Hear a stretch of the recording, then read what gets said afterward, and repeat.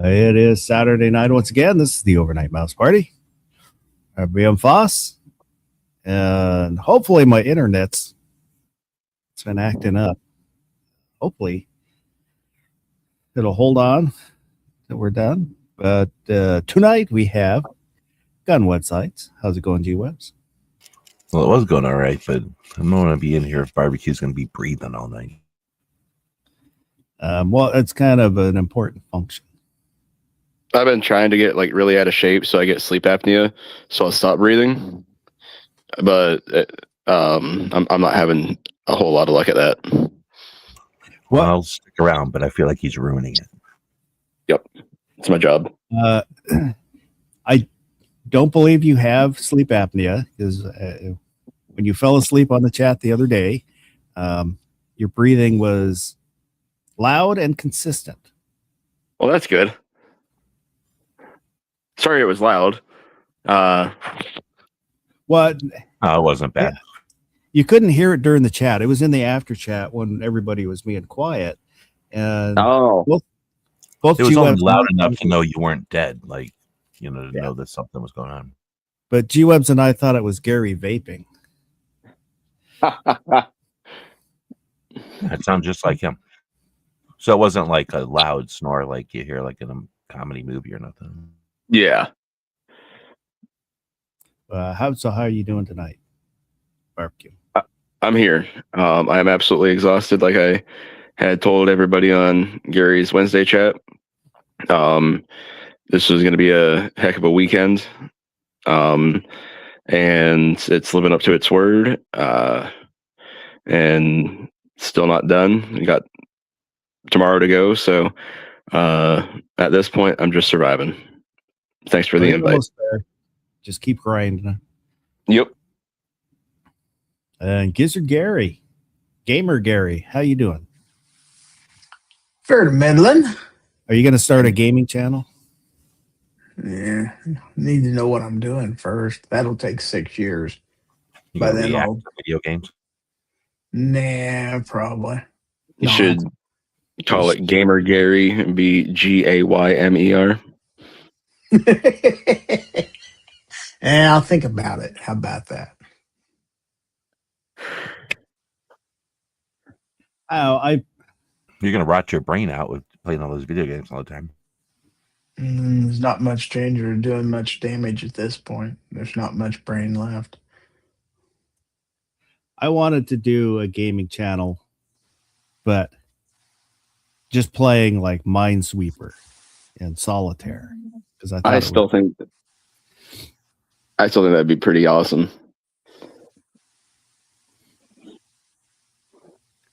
Is this peer pressure because all the kids are buying the video games? You just buy one. Honestly, I feel like Solitaire, if you're doing it at a very deliberate pace, not trying to get a good score or anything, but just click, drag here, click, drag here. That'd be something people would probably just watch in like cat videos or something. Now there are, if you're on LinkedIn, there are 6 mind games that you can play every day that are pretty good. And then I'm also on the New York Times crossword puzzle app. So I do those every day. Yes, video it, do it. I'm all right with Gizzard buying a video game as long as he uses his own allowance and he only plays after his homework is done. Now, when George starts playing, we're in trouble. And I do have a second controller, so. I would just feel I don't know if I could come back from being beaten by my cat. No, the fact of the matter is I was thinking of buying a game console, and my daughter happened to mention, well, her husband still had his old PS4 because he has the new stuff.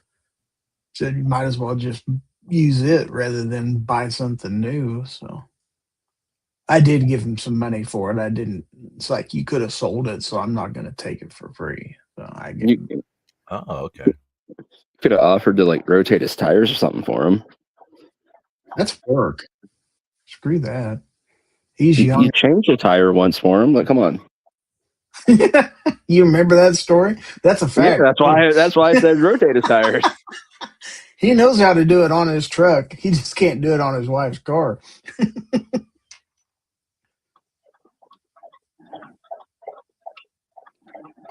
Oh, hey, if you at the bottom of the screen, there's a banner going with an email address on tacticalfaucet@gmail.com. You can send in comments, suggestions, or pictures within reason. And a link for the Discord server. A place to hang out. And you can also share stuff or get a hold of me or anybody else that comes on the chat in the Discords. So the Supreme Court apparently has listed Duncan V. Bonta, the Gators guns. Those are Magban cases. Viramonte, which is a semi-auto rifle case, and the NAGR V. Lamont, which is both a Magban and semi-auto rifle case for distribution. So we'll see if they take them or not on Monday. Kind of at this point, it's either they are or they aren't. I'm not going to get wound up about it. We'll just see what happens. And there's a class action suit out of California, Johnson v. Glock. It's they're claiming that Glock did not disclose that their unsupported chambers can't handle a 200% charge in a round. So it will have a catastrophic failure.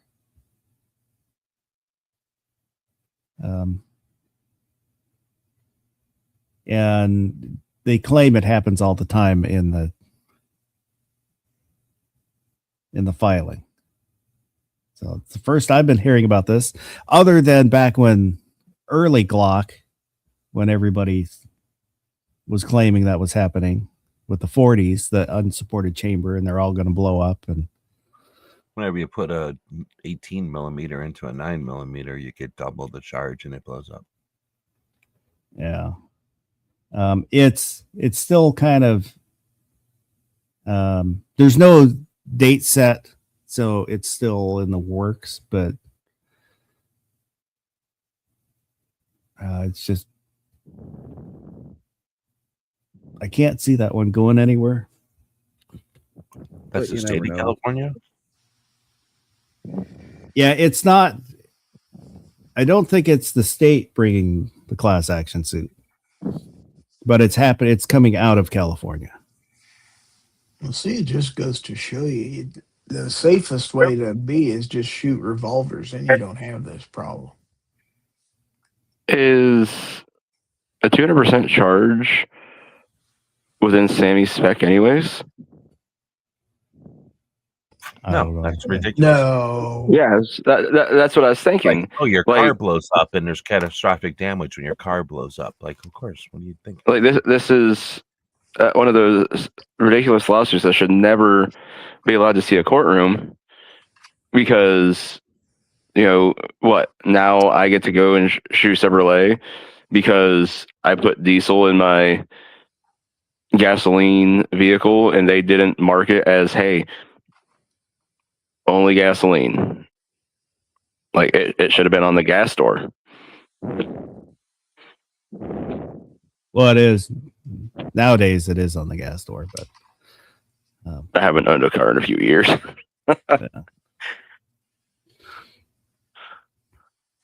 And California, it's Control Pew v. Bonta. I think it's Bonta. Yeah. California is going after a Florida company for breaking California's law on ghost gun, quote, ghost gun files for 3D printers. So the Control Pew is a Florida company only in Florida, and they have the files on the internet.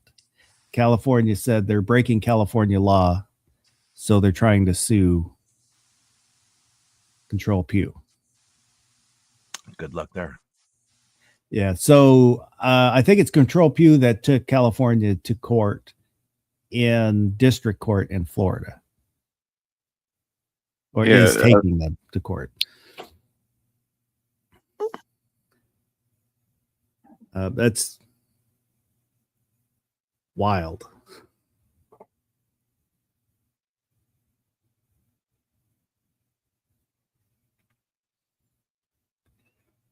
And I think that's New all York the. about to pass a ban, or did pass a ban about printing guns on a printer. What's that? Didn't New York just pass a law about that? About I'm not sure. Washington's going to pass one. Yeah, I heard Washington had one in the works. I don't remember if I heard one about New York or not.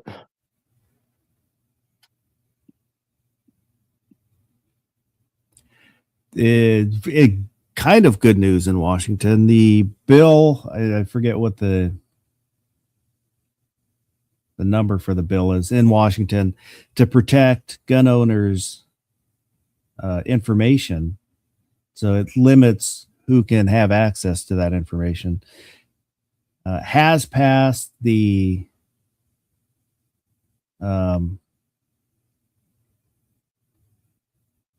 it's halfway. So it passed one of the house. It passed the House and has gone to the Senate. So the Senate needs to mull it over. And I think it passed was that the bill that it passed the House like 95-1, which to me is amazing. I think the one nay vote was the Washington congressperson that thought Cuba's doing a good job. So I think he was asked, where has communism worked? And he pointed out Cuba. Excellent. Yeah. But so that's some positive news. I feel like, if anything, Russia would have been a better choice, or China. Definitely not Cuba. I don't know. I didn't hear the question when it was asked, so I don't know the full context. But it's positive that there was only one dissenting vote. We'll see what our state Senate does with it.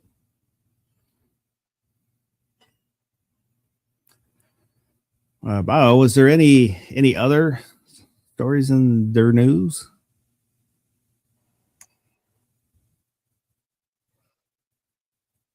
Yeah. Nothing. I put out a short, came out today. It was just I got a new camera, so I was playing around with it. But kind of camera. What's that? Kind of camera. It's a little action camera, an off-brand action camera. Oh, okay. It's about the size of a Mounds bar. Is when I use my GoPro. I usually use a camera the size of an Almond Joy, but I guess I can understand that. Well, I wanted a small one because if I clip my GoPro to my hat, it's a little bit heavy. So, it pulls the brim down, or sometimes I'll strap it to my wrist, but it's large enough to kind of be a pain. Or I'll use my phone. So I wanted a small camera I could, kind of stick to things and me. And so I'm just kind of playing around with it, and I was loading And, these AQ slugs. Oh, okay. So why did you put that brace on your wrist? Is that because you couldn't handle the shotgun slugs? No, that's what I used to strap the camera mount to my arm. So I wrap the brace around and then clip it underneath Well, the. nice thing about the Mounds bar is it doesn't have the nuts. So if you're allergic to nuts, then you don't have to worry about that. Mm-hmm. What, You don't have these those nuts? lumps on there. So, yeah. Probably fool around with it a little more. I haven't taken it outside to see how it does. So far, I'm happy with it. It's a lot cheaper than like a DJI version. Like a GoPro. Yeah, it'd be closer to the, I forget what the little cube GoPro is. You still buy that? Yeah, you can still find them on Amazon and eBay.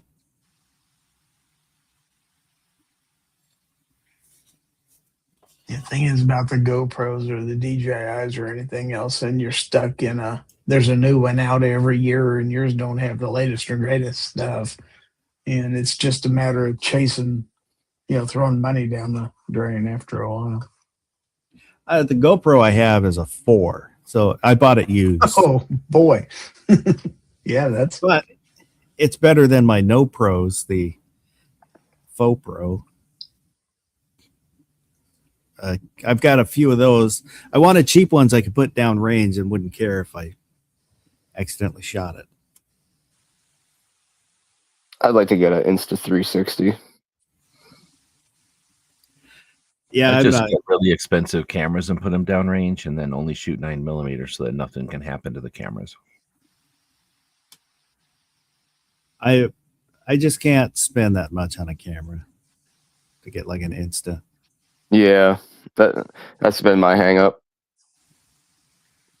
You talking about 360 camera? Yeah. I need to get one of those now you're talking about it. I forgot about buying one of them. see, having an expensive camera downrange is just incentive to learn how to shoot better.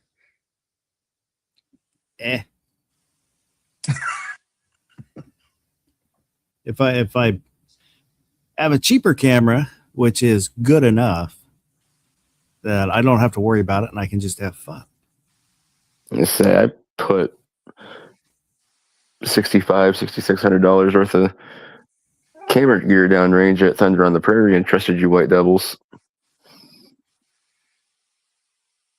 Well, if we miss that far, we deserve to have to buy your camera.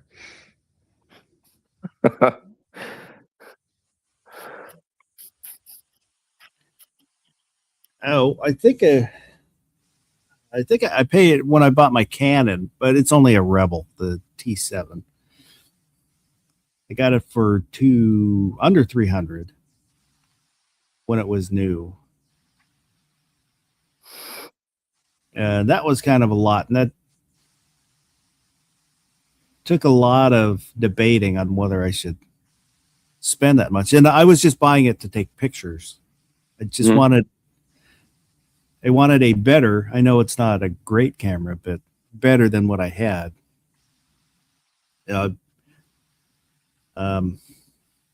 Which I would have got something else, because right after I bought it, I decided to start doing videos. And that's what I used at the beginning. And now basically everything's, I do 80% with my phone. If I'm at the range, then I'll set up my other cameras, the GoPro and the Faux Pros. And just because it's so much easier. Yep. But like we've talked about in the past and whatnot, I recommend Rebel T7s to people all the time because you can find them so cheap. And with how recent those were still, the low light quality is pretty decent, and overall it's going to do the job that you need it to do, at least photo wise. Video wise it's not bad either. And say it's just if you're doing any vlogging or anything, having that fixed screen on the back really sucks. Yeah. And I bought an adapter for the lenses, so because I've got my mom's Minolta and her lenses, so I can attach those lenses to it. You lose any of the automatic settings, so you have to do Yep. everything manually.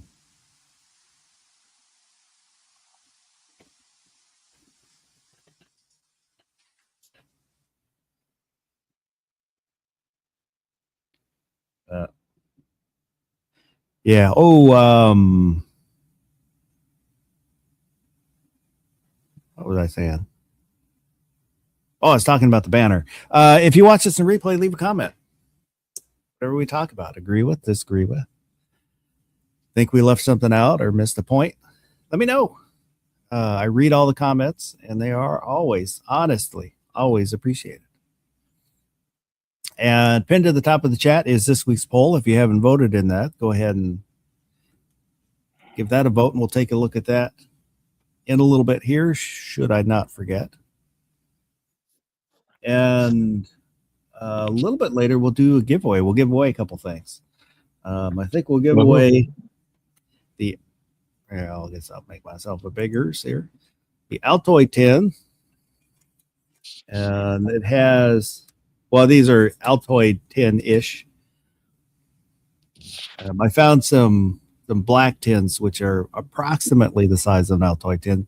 Turned out they were like 0.5 millimeter smaller. But this one holds 12 9mm, and I put some snap caps in it, so you'll get the snap caps with it. And we'll give that away, and I think we'll give away the Alien Gear tumbler. It's a insulated tumbler.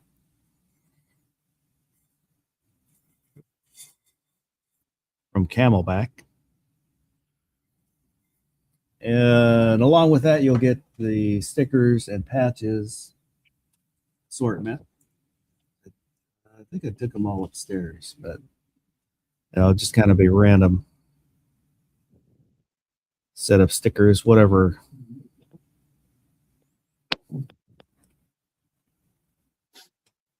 And we'll do that later also. There we go.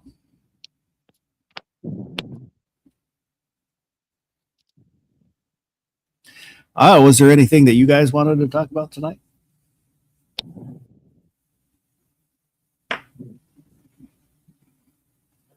Anyone? I just show up for the paycheck.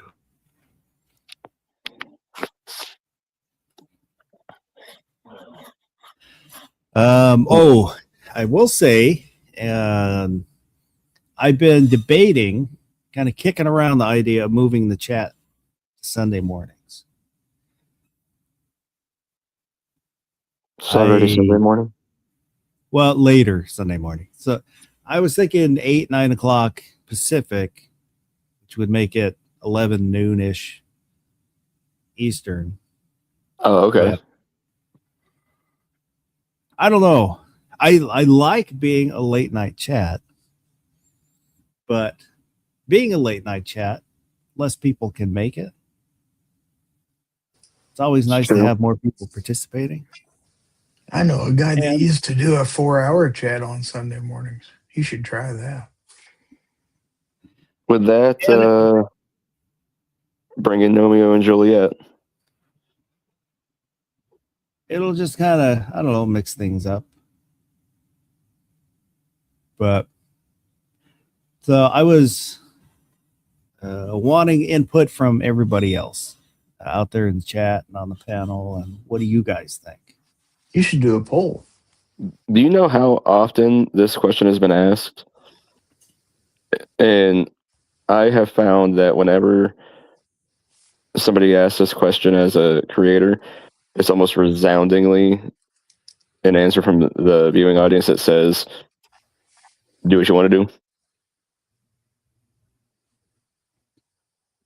I'm just saying, like, put a poll out. I'm betting that's where it goes.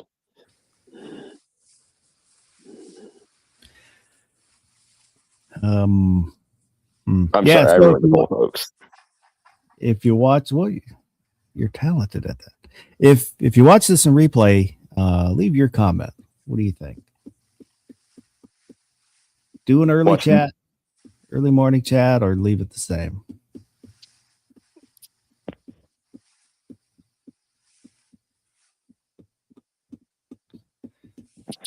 New York Outcast, but either way, you still have the best brackets on YouTube. Thank you.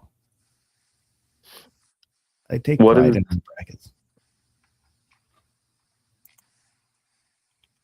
He's not wrong. But what is best for Foss family life? It's a push, honestly. Yeah. Both. An overnight chat followed by a morning chat. No. The nunchuck of chats. Oh, that wouldn't be bad, because like if I fall asleep during this one, I'll wake up like right as the other one's starting. Well, the only problem is sometimes I struggle to have enough for one chat. There's no way I'll have enough for two chats.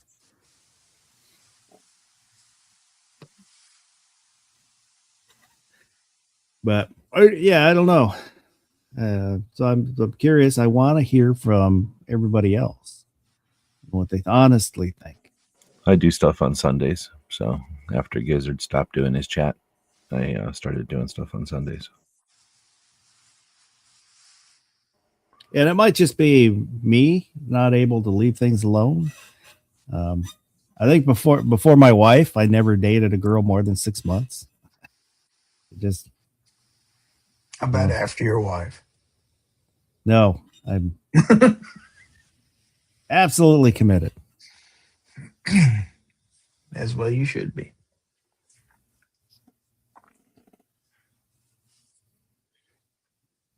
So, yeah, like I said, I've just kind of been kicking that around for a while, but I don't know. I like being. I would find out when it doesn't work with barbecue schedule, and then do it at that point. That's probably going to be the top comment now.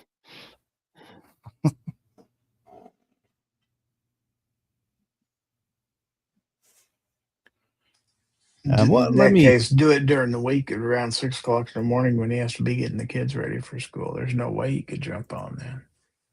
Oh yeah, I most certainly could. That'd be ideal because I have to be up then. And I'll just tell him, shut up. I'm on a live chat.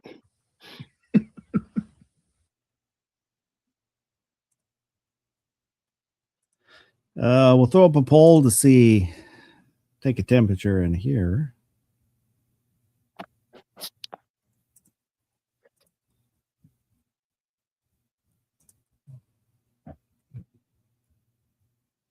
Are you taking this orally or rectally?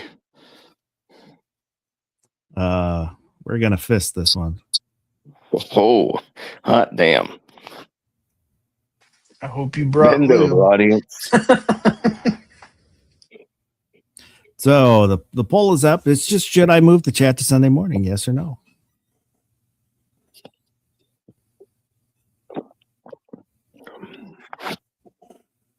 So you didn't leave an I don't care option?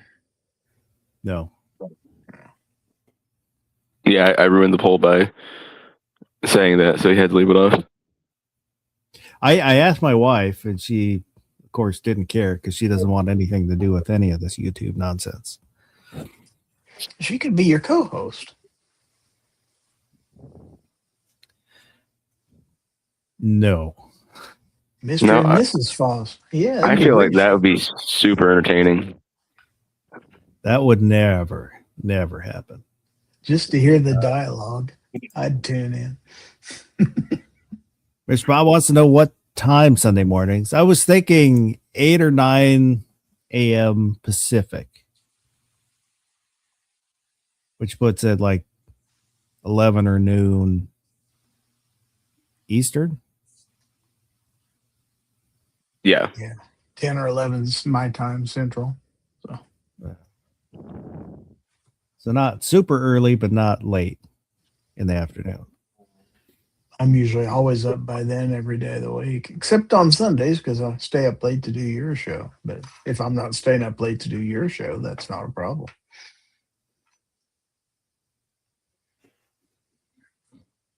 I was gonna say, personally, that sounds pretty awesome to me. But I like having to kind of punish myself and work to be on the show. It makes you feel like you've accomplished something.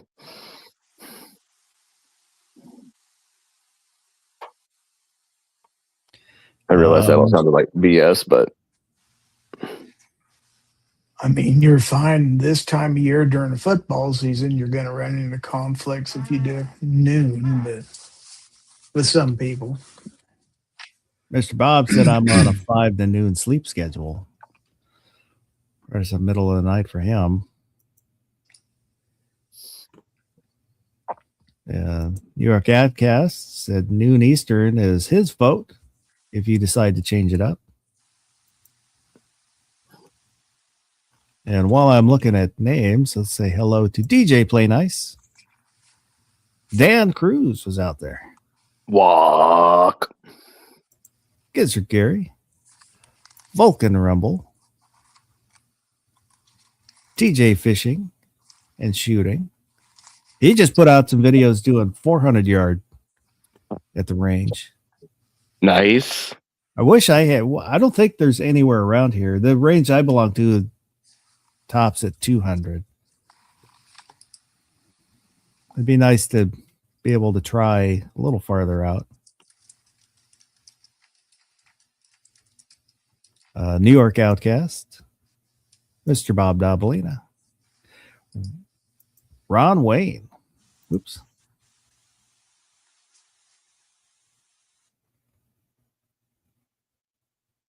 Mr. Bob said, you got to do what you got to do. If moving works best for you, then you should.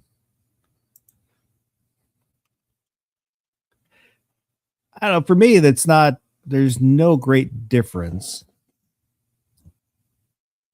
Because I'm not doing anything at either time. So. Well, I can remember a time when somebody hosted a Sunday show, and I like the folks that show up in an overnight show because these are people that are doing stuff for a living and then have something to do. Where on a Sunday morning show, you end up getting a lot of like looky-loos and people that are like, well, I'm on the internet and this thing's in front of me. And so it's like a lot of, we talk about guns, like explaining the show. Like, we talk about guns here. No, not that like that. Like, okay, you know what I mean? Like, it was weird stuff that happened on Gizzard Show once in a while. And I think that was just because it was normal time. Well, that and it wasn't particularly themed. It was just called the early bird chat. So people just thought, well, anything goes on there. So, but on the other hand, you will have probably more viewers. I think that one guy just thought Gary liked things that leaned right. Oh, yeah. Good golly.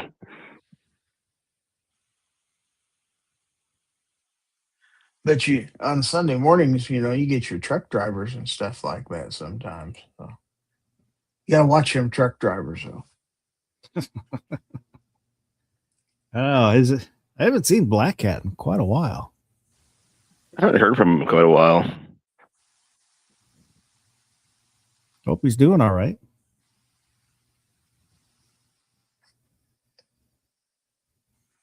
Well, barbecue needs to go see him. I mean, he's practically in his backyard. There's still about 2 and a half hours apart. I mean, I realize that puts me closer to him than most, but I say the only person off the top of my head that might be closer that I can think of might be Pancakes. Just tell Black Cat you got a load scheduled for him. He'll be right Tried there. that. He didn't fall for it.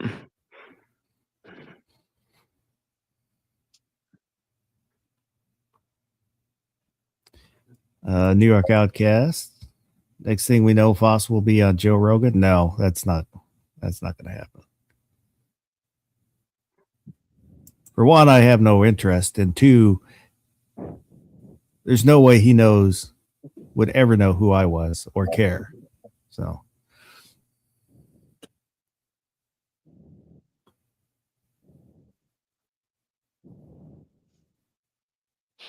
we should just get that trending on X. Hashtag DM Foss Joe Rogan.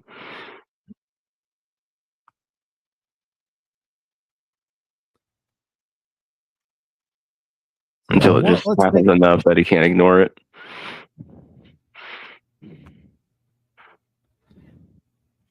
I'll leave the poll up for a little bit longer, but while we're doing that, we'll take a look at this week's poll.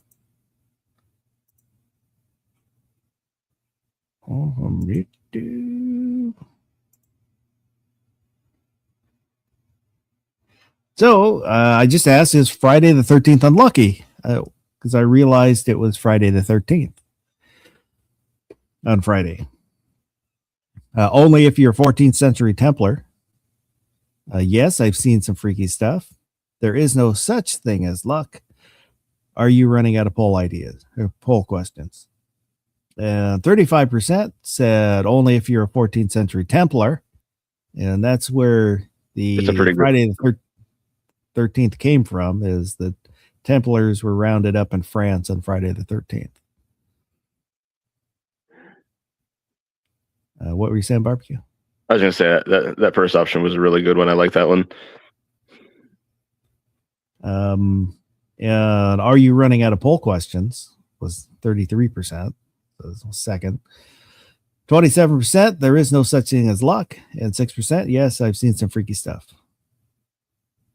No, I don't believe in luck so much as it being a force of nature.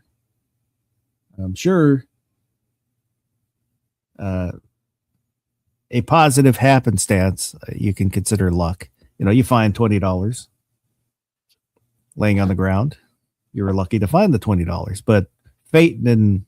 I don't believe fate wanted you to have that $20, so it put it there. It's just, a coincidence.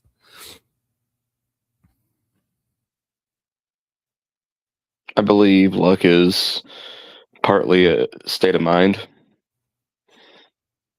If you're constantly thinking bad luck, bad things are happening to me, it's bad luck, those things are going to keep happening to you.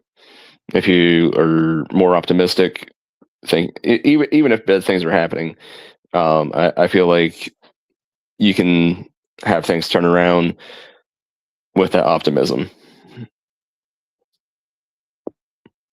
For bad luck, it's the people I've known with bad luck have put themselves in positions to create the bad luck. Yes. I'm always poor. Well, you're always spending your money on stupid shit. So that's what's making you poor. So, and not choosing a job that has a bunch of money in it. I think that it's more of a intersection or a confluence. So, 7 things happened to you today, but one of those things resulted in, I don't know, like you were doing something that had a positive result or a negative result. So that's the thing that you remember. You don't remember this, whatever I just said, 6 other things.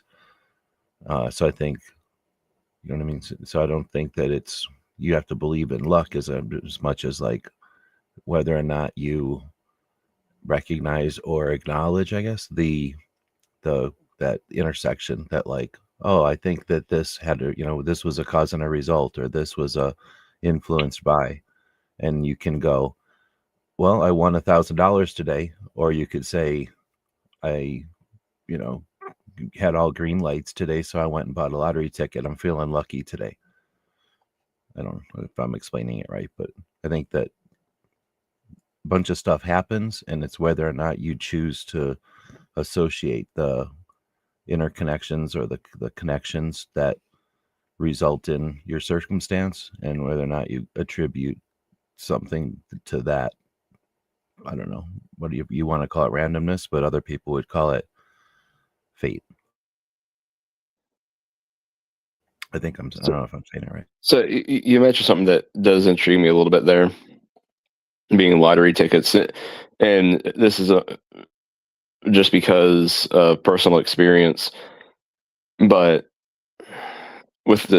never with the Powerball or anything like that, but just the scratchers. If I was ever walking past the scratchy lottery ticket machine and I had a couple bucks in my pocket and I just put it in there because I was like, see if we win. I never won. But if there were times where I was walking past that machine and I wasn't thinking about it like, oh, I got the couple extra bucks or anything, but it's kind of neat just to look and see what different games they have. Like around Groundhog's Day, Pennsylvania always does lottery ticket with Gus, and he's the second most famous groundhog in PA. And so there's always different ones. But every once in a while, when I would look at those, I would just get this. It would feel like a ball in my stomach, and I would have to buy that ticket. And I cannot really remember any time that I lost money when I got that feeling and I bought a ticket.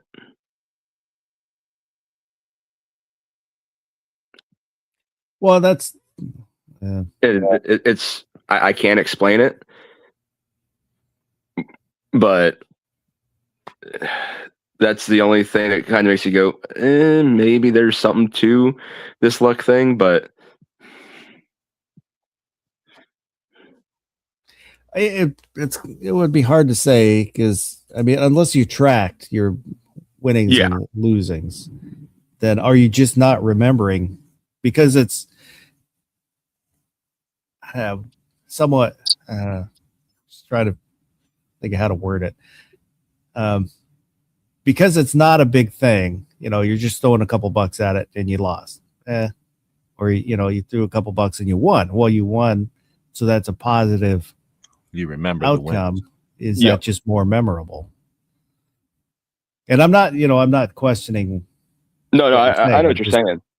Because like when I wouldn't have that feeling, there'd be times where I'd just throw that couple bucks and whatever, and sometimes I'd win.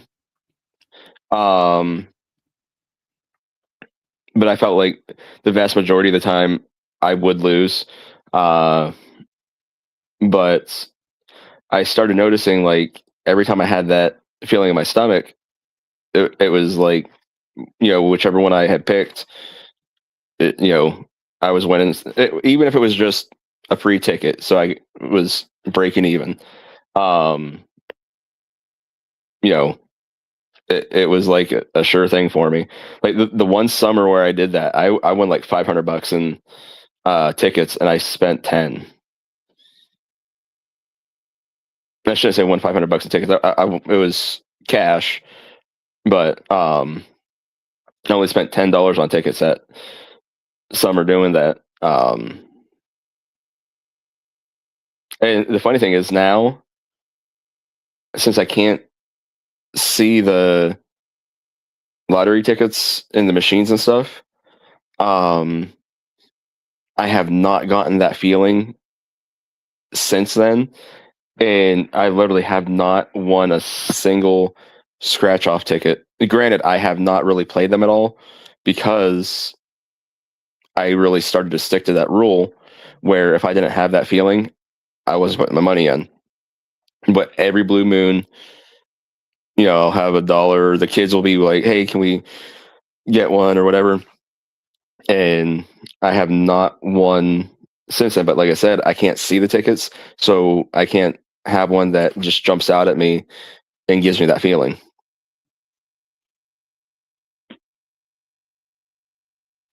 M. Gabriel and Woods is out. You should get one of them sticks where if you hold the stick in a certain way and you hold it up next to a lottery ticket, Right? it'll Mining round. Witching. He's going to witch the lottery. Can I have that one? No, like 4 in that one. They won't do that, though, I don't think. That would be great. To just make that into a YouTube short. Make that your whole channel. You just go around being weird to lottery people. You probably get in trouble. Yeah. Wood said luck is a result of effort usually, and Mr. Bob kind of said the similar thing. Luck is what happens when preparation meets opportunity.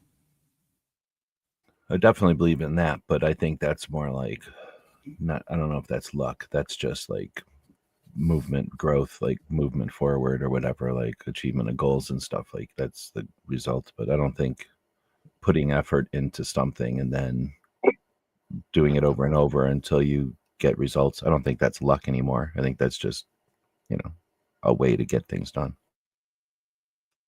You will find inspiration and lucky stuff will happen in that process, but I don't think it's luck if you put a lot of preparation and effort into something and then it turns out like that's not lucky. That's just the way it's supposed to be. New York Outcast said, I spent $1,000 on tickets once. I won 998, then dropped another 1K and broke even. I consider myself lucky.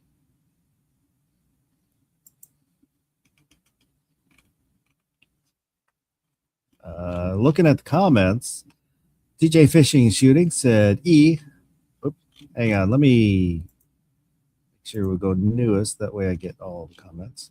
Boomstick said it's unlucky if you know a guy named Jason Voorhees.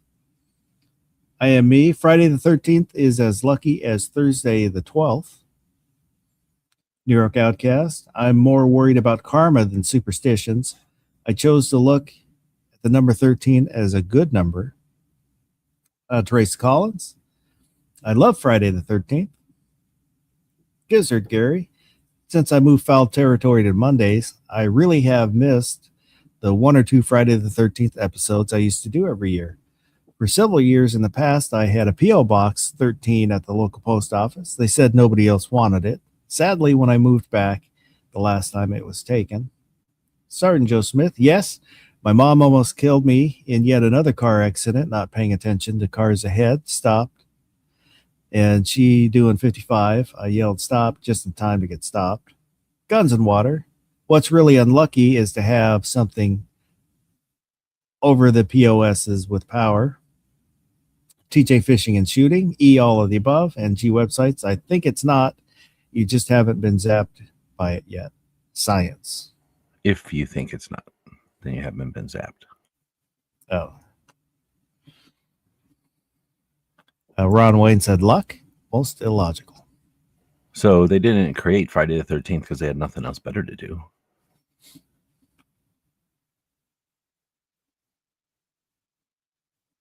Anytime something's handed down like that, there's a reason for it, and you got to be aware of it. Or I guess not aware of it, but like give it room or whatever. Like, what's the word for that?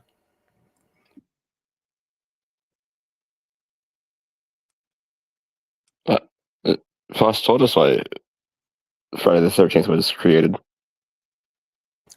Well, whatever. But then over the years, I'm just saying, like, that's whenever some history nerd goes, here's where it comes from. Like, okay, that might be where, but why did they do it on Friday the 13th? You know what I mean? Like, that might be where a lot of people would trace the origin to. But did they just do it because they had nothing else to do on the Thursday the 12th? Or is it because of some other reason that guy's not paying attention to, and that's the reason that they did it on the 13th? So I'm looking at most of the stuff from whatever we're paying attention to came from all the stuff that wasn't written down before. So I'm just saying, I think there's probably something to it. It's a Well, I don't think that alignment they or something. said, "Hey, we're going to round up all these Templars on Friday the 13th because that's a day of bad luck for them." The day of bad luck stems from that happening to them, and then the superstition grew from there. That would be like saying, "Hey, don't drink tea on whatever friggin' No, it's more day like the Boston Tea Party something happened," going on that because day. Like something goes on in that circumstance, and they pick that circumstance or they pick that day because of that. And then I'm just saying, like, there's room there for other people to have also picked that circumstance to be unlucky.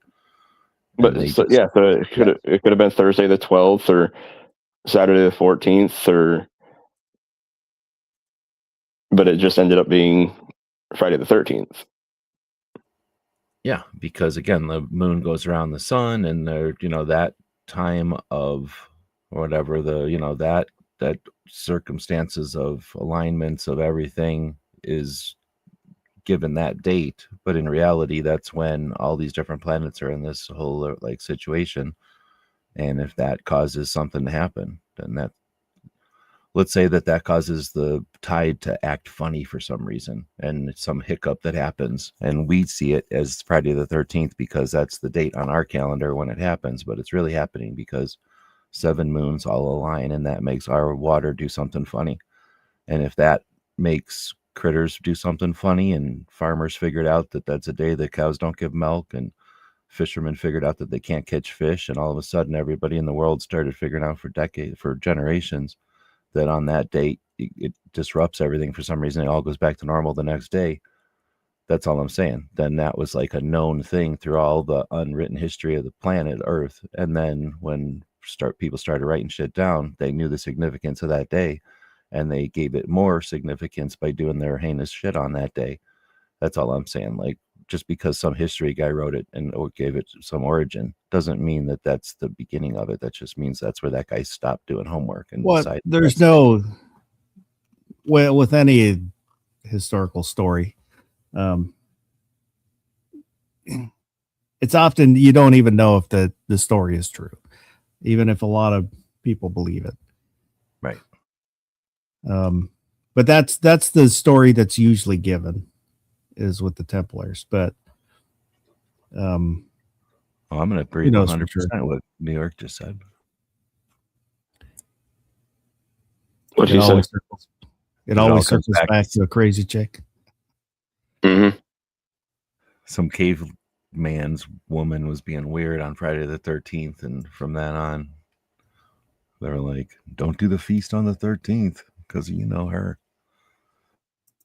TJ said my mate's birthday is Friday the 13th, so for me it's a party. You call that a party? This is a party.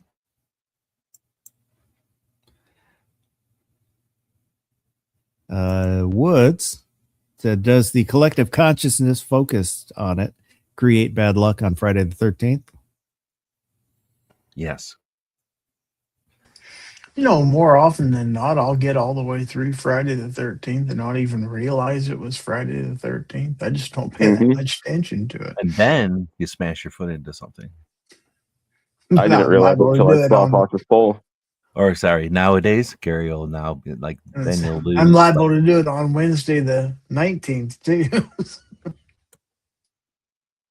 Well, nowadays you won't hit your foot. You'll just like lose a player in your favorite game or whatever happens to video gamers. There was a movie from 81, Saturday the 14th. It's a comedy. Kind of a horror spoof. I think I saw that.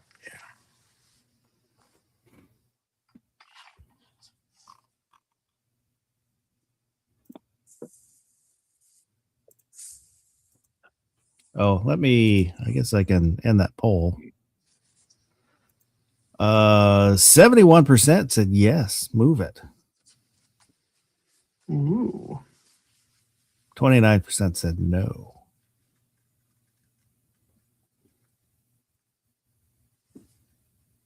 Wonder what would have happened if you gave them the vote of indifference. I will admit I'm in the do whatever works for you camp, just because my schedule is so different than everybody else's that I usually don't want to vote because I'm the odd man out.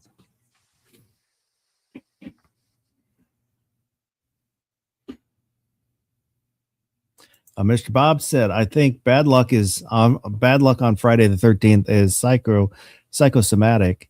If you think bad things are going to happen, they generally do. Mm-hmm. Garage guys out there.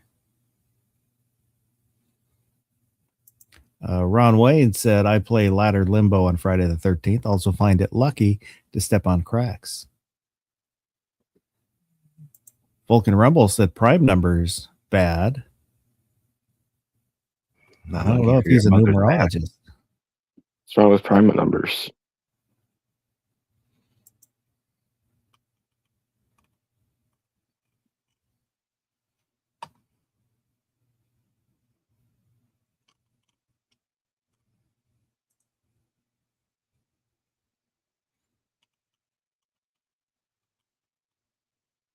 In general, I will shape my world through sheer determination.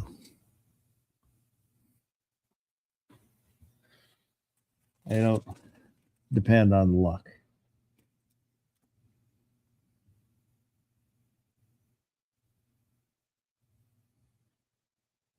Well, they don't have to depend on it, but you can acknowledge it. You just don't choose to acknowledge it. Well, like I had said, it's like you walk into work and you find a $20 bill or $50 bill laying there, and it's sure for me. It would be considered lucky. For whoever lost the $20, it would be considered unlucky. But it's just the thing that happened. Well, it's a thing that happened, but now since it has value and it's not where you have to make some kind of moral decision because you can see the person suffering who lost the $50 or something, where it's like just a complete out of nowhere win. You can't acknowledge that as luck like that. I mean, it's not like you're saying, oh, this has significance. You're just saying like, oh, it's lucky. Like I found this. Well, I will say, yes, it is lucky in that it is a positive outcome, but not lucky that the universe decided I should have that $20. So, and then the same thing, like, oh, you lose $50. Like, you go to grab something out of your pocket and that $50 bill you had wadded up in there to give to whoever as a tip, because you get $50 bills as tips. Then you lose that. And you're like, oh, that's bad luck. It's not like, well, is that bad luck, or is that just me not putting my $50 in a safe place where it wouldn't fall out of my pocket? Well, okay. But again, now I'm going to go, let's say that you normally tip $50, so you're ready to give the valet that $50 bill, but it fell out of your pocket because you grabbed something out of there to light a lady cigarette or something, and now you lost that $50, but it's not the end of the world, and you're not giving it all kinds of extra significance, but you can go, oh, that was bad luck. Like I keep it in my pocket and it's no big deal. This time I went to like that lady cigarette, didn't think of it, lost it. That's bad luck. That's all I'm saying. Like I can go, okay, that's luck. Like you didn't plan it to happen. It did happen. And it's not, you know what I mean? Like, I guess what I was trying to say before is like, there's a million things that can happen. Like lint fell out of your pocket. You'd never care. So you wouldn't acknowledge it. But this is something you have to acknowledge because you can, like, oh, in a situation like that, I would consider it a failure on my part rather than me being unlucky. Well, okay, I'm picking a bad example. I didn't do something that I should have done. You did something normally, you tied your boat up normally, like you're in Seattle, so you have a lot of boats. So you tie your boat up normally, but some circumstance happens and the rope comes undone. And it wasn't something that you didn't test the rope or something. It was some something you couldn't control, uncontrollable circumstances. Again, you can go like, oh, dang, I lost my boat. That's unlucky. I have bad luck today. Because it's a chance. It's like something you can't prepare for. So I see what you're saying, but you can't prepare for everything. You can be prepared, but then when the chance thing happens, you can go, oh, I had bad luck that day because even though I prepared, the bad thing happened. Yes, I would probably say, if I tied my boat up, I was diligent about tying my boat up. I know the rope is good. I tied a good line, and something happens, and the boat sinks or comes loose for whatever reason, and that is an unlucky, but it's unlucky in just that it's a negative outcome rather than the fates determine my boat will disappear. Correct. Yeah. I'm saying I don't think you have to give all kinds of significance to the luck as much as like that's just a term to say a chance happening that either was good or bad that, was unexpected. Ron Wayne asked, what if your name was Lucky? Would you truly be lucky? Yes, you would be lucky every day. And Woods wants to know, is 9mm unlucky? Yes, but it's also a deliberate choice. So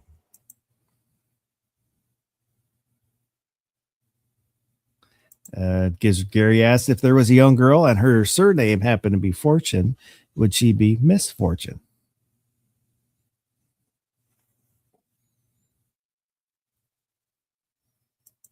then she'd be a Bond villain. She would have to become a Bond villain because she wouldn't have And nobody date that girl. Like, she's bad luck, man.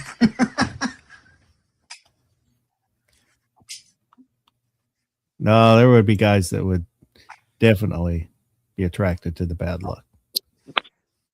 They just can't stay away from it. They might even marry them many times. If it weren't for bad luck, I wouldn't have any luck at all. 9mm is the most unlucky caliber. Think about it.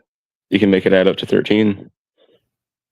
So if you take the 9 and you take millimeter, so 14, or the M being the 14th letter in the alphabet. So 14 divided by 14 would be 1. 9 plus 1 is 10. And then if you look at M just as itself, you got 14. 4 minus 1 is 3. 10 plus 3, that's 13. Your whole thing is shot. M is the 13th letter in the alphabet. Thought L was. So you get for counting, not counting right. I don't know. Wanted to say hello. Oh, where'd it go? I know the goddamn bacon is out there, but I lost his comment. So I won't highlight it, but I'll still say hello. I could still make it work with 13, by the way. Vulcan Rumble said 38 Super is probably a little more unlucky.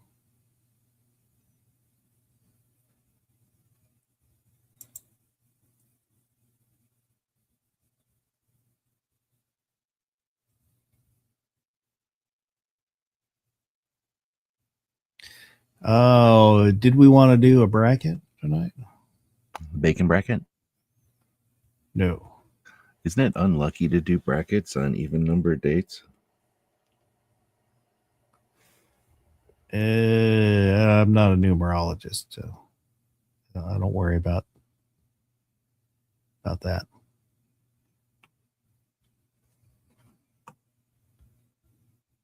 Oh, let me share the.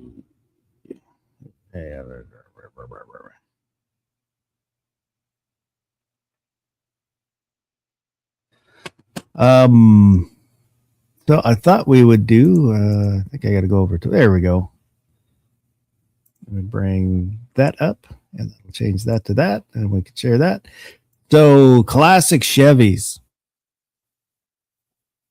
These are, I think, the earliest is a 48, and the latest I have on this list is a 71. So that's what we're considering classic. We have the 64 Impala, which is popular in rap songs. Wish I was a little bit taller. Wish I was a baller. Wish I had a rabbit and a hat and a 6'4" Impala.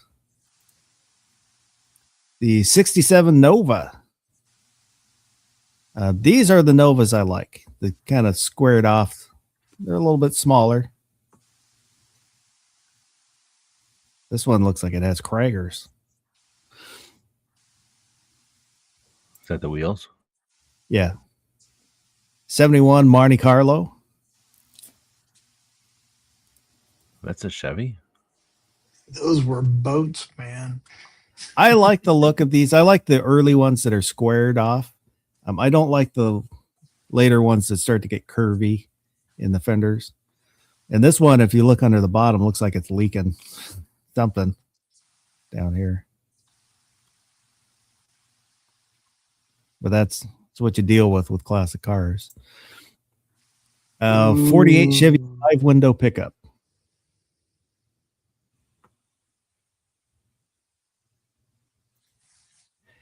1955 Chevy panel truck.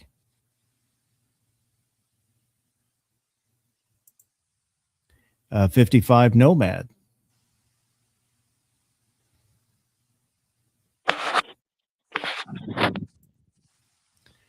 '59 Apache. Had a friend in high school that had an Apache. Pretty cool little truck.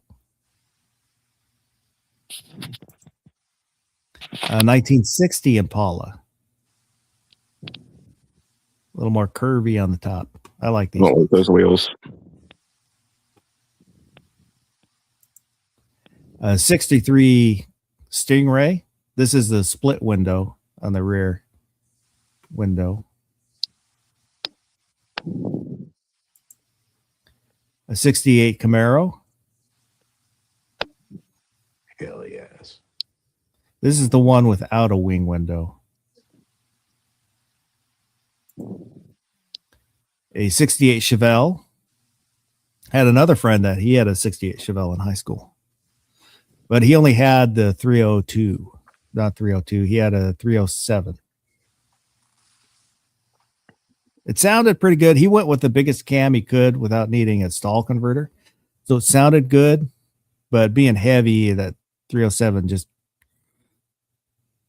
couldn't move it that well. 68 Nova. I am not a fan of this body style. I never liked these. It's like a Nova and a Chevelle had a bastard child.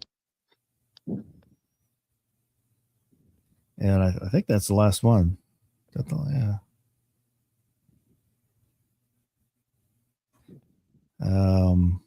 Are there any questions? No Bel Air, my gosh.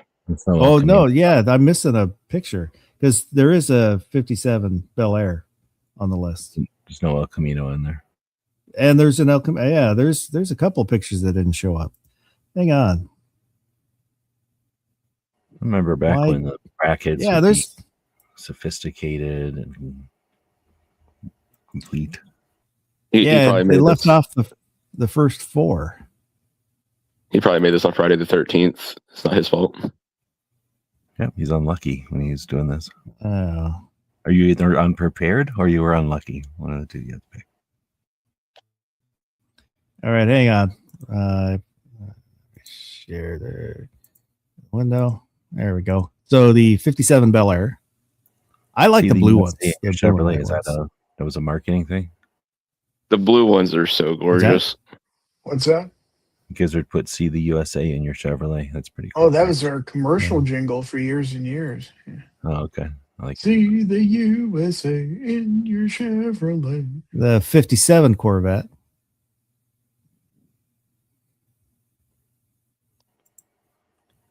The 1960 Corvair.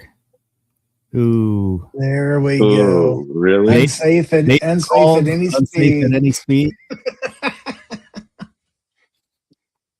But his Made book Ralph was Nader famous. Yeah. the book wasn't about the Corvair. It just mentions the Corvair. It's about the auto industry and overlooking safety for profit. And a 64 El Camino. But the friend that had the Apache also had a 64 Impala with This a does not- 327. This does not have tail fins. I prefer these ones, the more squared off ones. See, I had the 64 Chevelle, and it had pretty much the same front end as that El Camino looked like. Or they're the same car almost. Just different back ends. Now we can go over to the bracket. So are there any questions on any of those vehicles? Yeah, I just want to know why you hate tail fins. I'm just not a fan. I like with the Bel Airs. I prefer 55 over the 57. I think they look better. 59's the coolest one.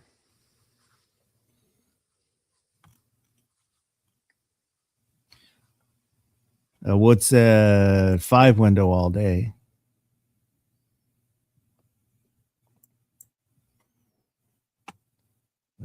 Let's go up and we will shuffle these. Shuffle. And so our first matchup is a 57 Bel Air against a 57 Corvette. Barbecue. Oh, this is a tough one. But I have a soft spot in my heart for the Bel Air, so I'm going to have to vote for that. Bel Air. When I was in grade school, a friend, his dad had one, but it was in the backyard, and I had never seen him. His dad was a mechanic. As long as I can remember, it just sat in the backyard. Ex-Bowman, it's out there. G-Webs, Bel Air or Corvette? Corvette. Gizzard. I'm going with the Bel Air. Bel Air. Isn't that the Corvette in heavy metal? Do what? I'm not sure. Not sure what year they use. Corvette in the show heavy metal or a TV movie. Yeah, at the heavy beginning. They rotoscope it and the astronauts in it. But I'm going Corvette, so this one's going to go. We're going to the chat early. Let me get over and get the poll up there. Start a poll.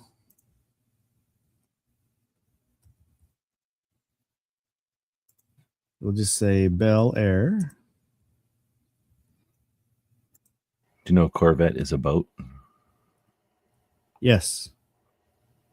It's a small, fast ship that they don't use anymore. So the poll is up. So vote for the Bel Air or the Corvette. Both of them are 57s.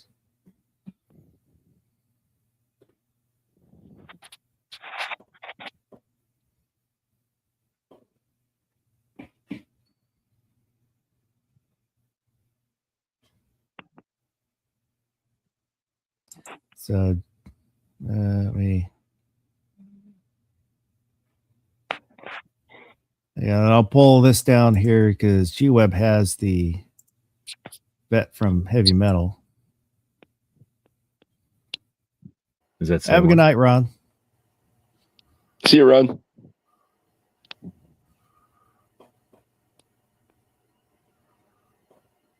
I don't know enough about cars. I don't have a good enough memory on them.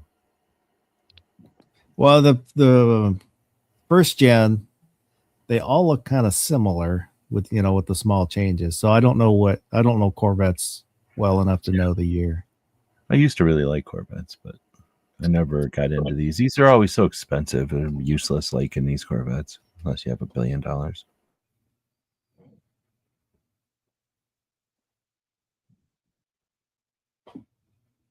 My favorite was a 79 Corvette. The last year with the flat back window before they went to that, whatever the 80 was like the A-Team one? The 80 was like the pace car one with the, what do they call that? A fastback or something with the window that goes way, big ass window in the back. Instead of Wasn't that the one that Face drove? Was that? Oh, I never think about that. I don't know. Could be. Yeah, he probably did have a big goofy one. I don't know if it was trying to compete with like a Lamborghini or something, but they were trying to be big, and I don't like that big window. What do they call that? A fastback? When they got that big window in the back, it opens up. I think. Oh yeah. Where the window and the trunk all are one piece and open up. Yeah, we had a Mustang fastback like that. I think it was probably to give a Oh. giant piece of glass to hold down their back end. So let me end the poll, and the Corvette took it 56% to 44%. Oh, that was closer than I thought it was going to be.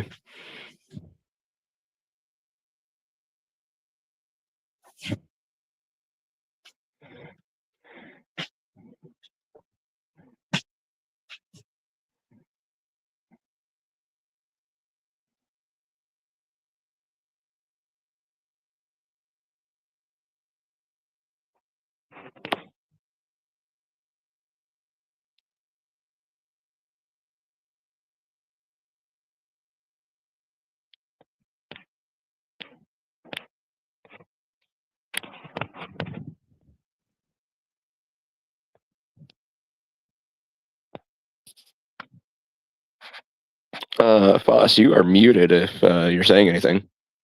I muted. I didn't mute myself. He may be having internet issues. He was earlier. Probably have some bad luck. So barbecue, 59 Apache or 55 or 59 Apache, 55 panel truck. Oh, the Apache for sure. Apache. G-Webs. Oh, I was fucking around. What was it again? That Fif- panel truck. 59 what? Apache pickup truck or the 55 panel truck. Oh, snap. 2 panel trucks against each other? I guess the Apache one. Apache. Gizzard. I'm gonna go with the panel truck. Panel truck. Oh,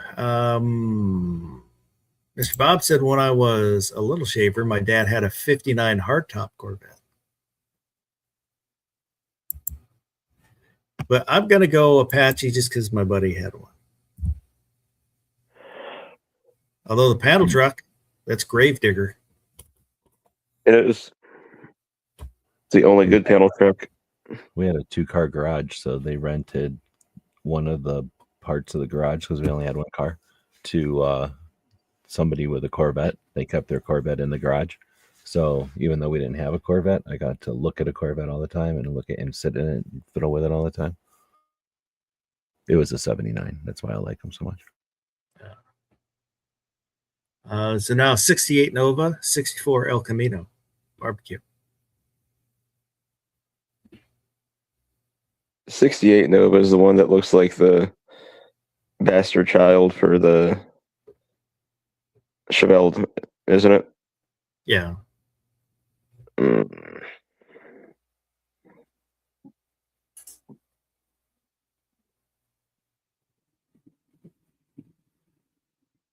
I'm gonna go with the Nova because the El Camino is missing tail fins.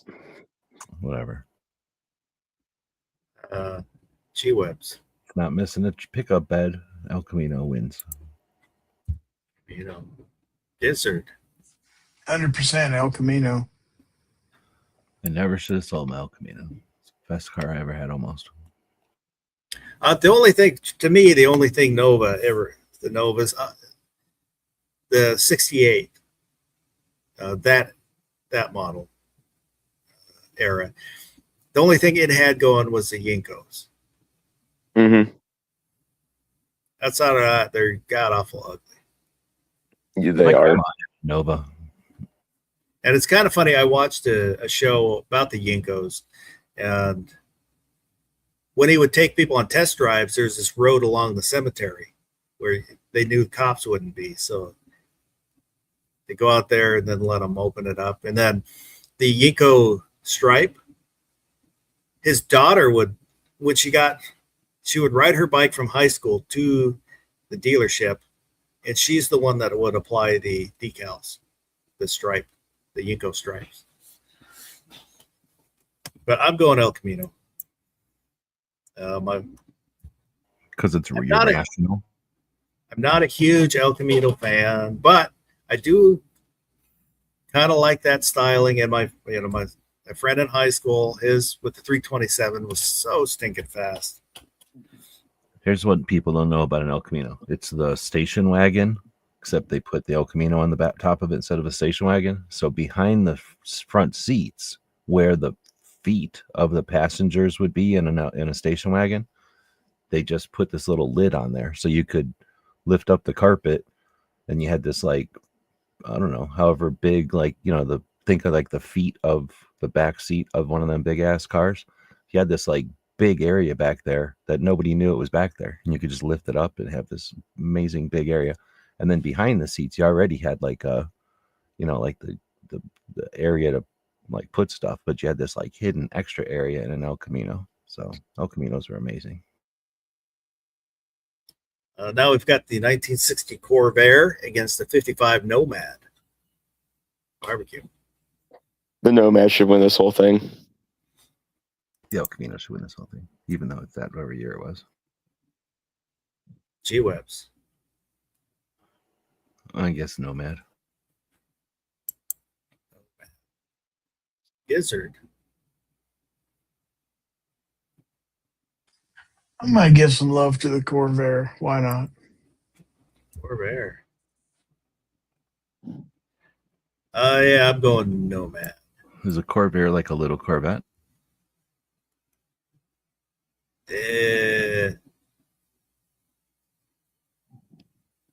No. It'd be closer to a Chevette than a Corvette. It was supposed to be a small rear engine sporty car. Well, wasn't really.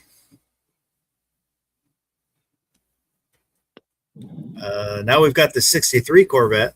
That's the split rear window against the 68 Camaro barbecue. Stingray.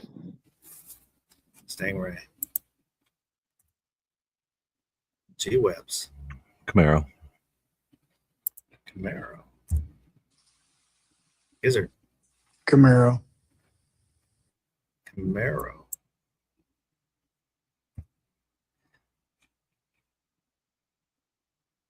Mr. Bob said big no on that. He's talking about the Corvair.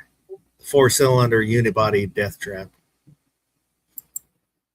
Oh, I don't know. The split window Corvettes are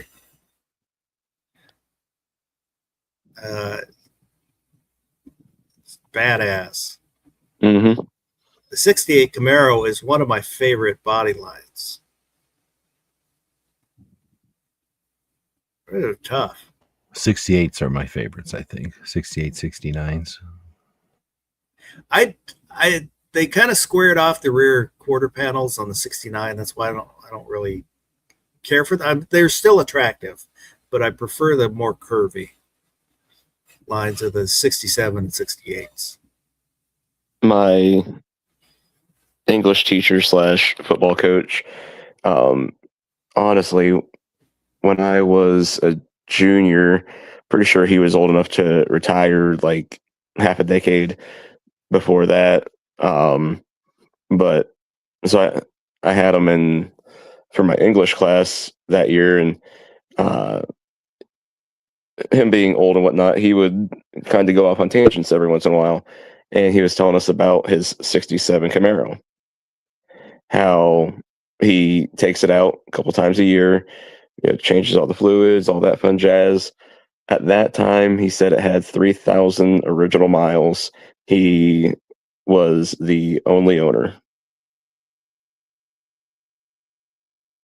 There was when I was going to ITT Technical Institute, one of the instructors, he had a Camaro, and I don't remember what year it was. Kind of newer. That'd be like early 80s. But it had street legal. They weren't slicks, but they were, big fat tires that but they were street legal. And he said when he lived in Texas, he used to street race it. I forget what motor he had in it. I've had there's people that'll like buy a commemorative or engraved gun and they'll shoot it because like it's a gun, you got to shoot it. And I don't get that. Like I can understand having a gun and putting it in a safe because of whatever significance, and you don't want to shoot it, but you still own it. But then cars, I don't get like that. I don't understand because it's just such a nuisance to have even the rich people that have like, I used to know back in the olden days of YouTube, there was this guy in New Zealand who was a gun guy, and he had literally a building full of cars because he was a super rich guy. And he had like a building full of cars because he had so many cars in his collection. And it just thought that was so stupid because you can't do shit with them. Like you can drive one car at a time or whatever. I could see having a couple of cars as an enthusiast. But I guess what I'm saying is I like that Ferris Bueller movie where the guy has cars just sitting there to look at him in like a museum. What is the point of owning a car?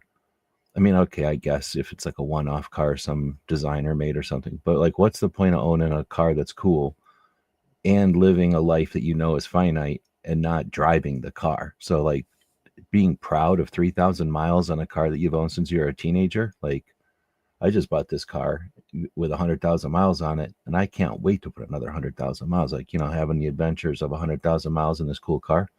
Like I can't imagine saving up for and getting like your dream car and then just sitting in your garage. Like that just makes no sense to me. Like I would. So like in his case, yeah, he bought that car after he had graduated college and gotten his first teaching job. So that was like his thing for himself. Oh, I get it, but it's like, but then go drive it because that's why you buy a car, is to like experience the driving of the car. I mean, it's not like a couch where you're like, oh, I bought it to sit in it. So that's the thing. He does drive it, but like, do you take your firearm out every single day? Like, because you mentioned like an ultra rare one that's safe, clean, pretty much. But are you going to take that out every day and punch holes in paper?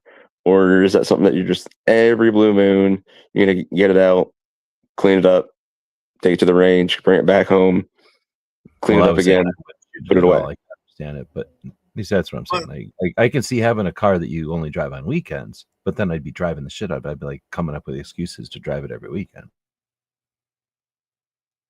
This is not meant in any way to disparage Mr. Bob, but he has that Sapphire, that Colt Sapphire. Oh, and yeah. Yankee just bought one too, which it is an absolutely gorgeous gun. I don't know if I could handle having a gun that you would never shoot. Oh, please. That's like jewelry, or it's like art. Like I can see having a gun 100% that you would never shoot. Like if you had a gun that was, I don't know, I'm trying to think of something that's actually, I was going to say like made out of maybe made out of a piece of railroad or something. Like you really like the railroad or something, and they made some gun out of a piece of railroad, and you know what I mean? Like that was somehow significant or something.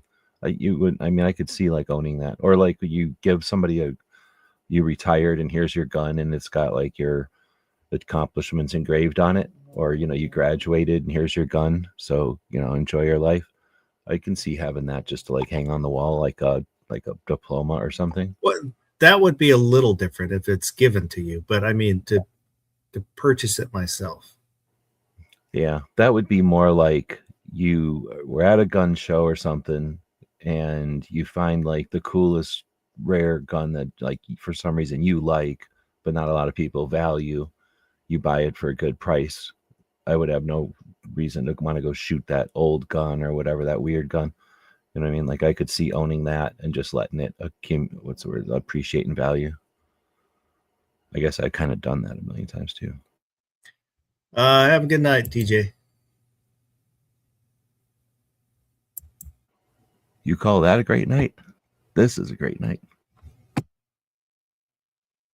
The goddamn bacon said, I prefer more curvy. Foss 2026 comments out of context. 100%. That's all I have to say.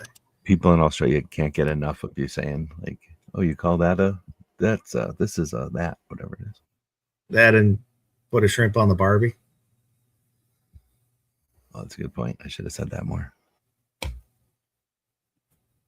Oh, so I'm gonna go Camaro. Yeah. So now the 64 Impala against the 60 Impala. We got Impala on Impala. Mr. Bob said 2 main reasons I won't shoot the Sapphire Colt. I'd be concerned about losing one of the sapphires and the hammers, and concerned about how the enamel would react to cleaning solvents. Are they really made out of sapphire? There are small sapphires embedded on the hammers. Mhm. Inset on the hammers. It is, like I said, it is a gorgeous gun. Unbelievably gorgeous. But so Impala and Impala 64 Impala, which is the kind of more squared off one, or the 60 Impala, which has the kind of curved roof. Barbecue. Rolling down the street in my 6.4. For G-Webs. I had a 72 Impala, so massively different one than these. I don't know. I don't know enough about these two. Whatever Barbecue didn't vote for. So 60. Gizzard. 64. I was never a fan of the bubble top. I am. So this is going to the chat. Really? So, yep. Yeah, we got a poll going here. Start poll. Choose. So I'll just put 64 and 60. So these are both the Impalas. 64 Impala, which is the more squared off one, and the 60 Impala, which has the curved roof. So the poll is up. Go ahead and vote if you would.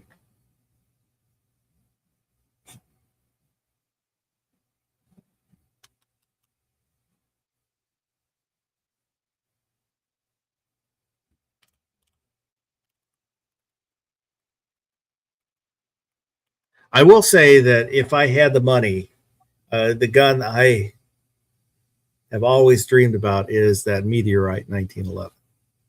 Mm-hmm. Yep. So you'd spend all that money on it, assuming you had to save up for it and you didn't like become a billionaire. You're going to go shoot that gun? Well, I would never be able to save up for it because the cost of that gun, I would probably buy something else as soon as I had it. I'd be saving up, this has happened several times. I'm saving up for a specific gun, but I'll see something which I have saved enough to buy that other thing, which kind of derails saving up for the more expensive thing. Yep. It would have to be I had the disposable income to buy it. It's the only situation where I would buy it. You go to the place, you are walking along, and you find a scratch-off ticket that is unscratched. So you grab a nickel, and you scratch that off, and you have just enough money to buy that Meteorite gun.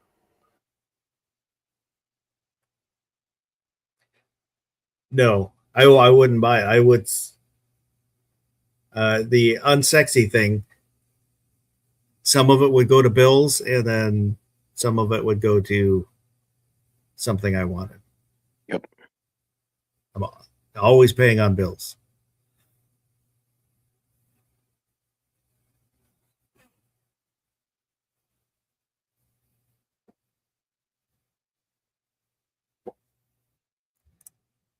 It's like one of my 64 is leading, but there's only 4 votes.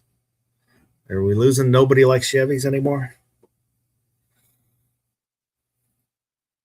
What were you saying, Barbecue? I was just gonna say another one of my guns, much like the Meteorite 1911 is a original Peacemaker. Hmm. And I'm just like,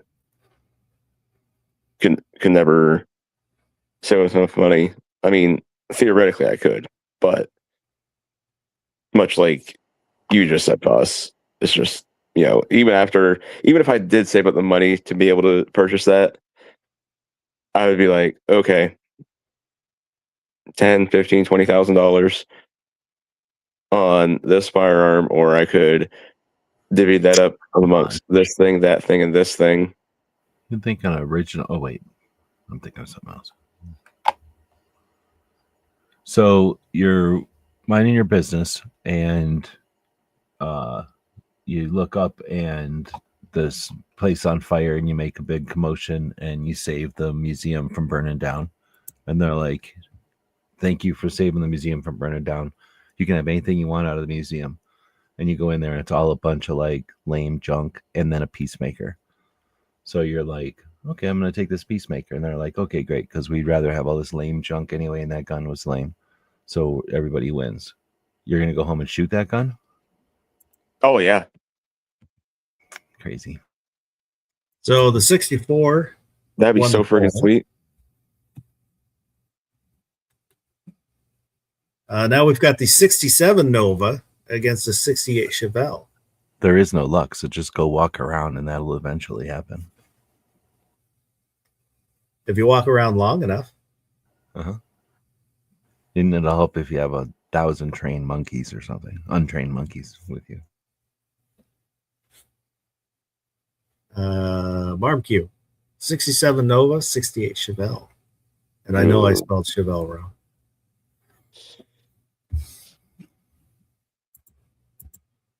I go with a Nova. I just get annoyed of hearing about Chevelle so much.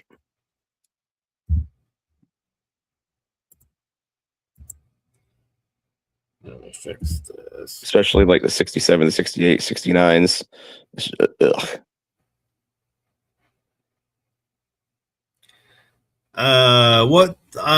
Yeah. G-Webs. 67 Nova, 68 Chevelle. Nova.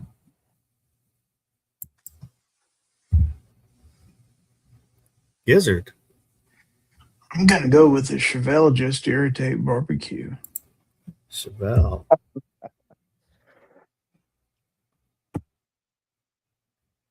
Oh, this is gonna go to the chat again.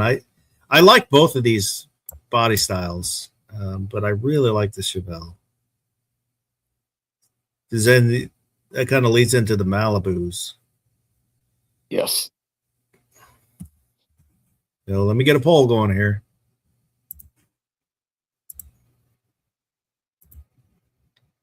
Let's start a poll. Choose.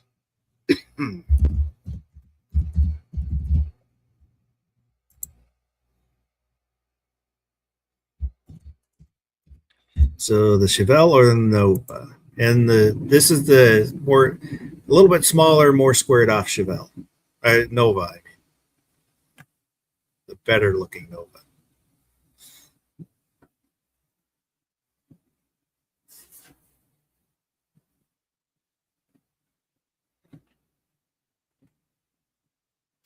I was thinking yesterday. I was thinking about the kind of. I don't remember what item it was, but if I had, I was thinking about, if you saved up for this expensive thing, and I don't remember what it was, but, I had come to the conclusion that no, I wouldn't save up for that expensive thing because, unless I was rich enough to have disposable income where, I could buy it without having to save up for it.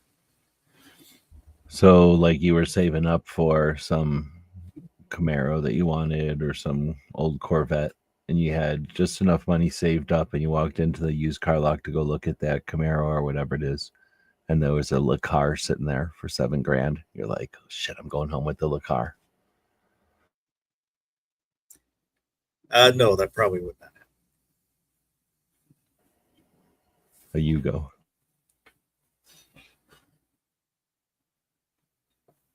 I wouldn't be saving up for a Chevelle in the first place. If I was saving up for a classic car, it would be a Mopar. But I don't know. I was going to say if I was saving up for like a 68 Dart, Dodge Dart, and there was a Belvedere that was in better shape for the same price, like a 67 Belvedere, would I get the better car? I like both. I don't know. And probably nobody knows what I'm talking about because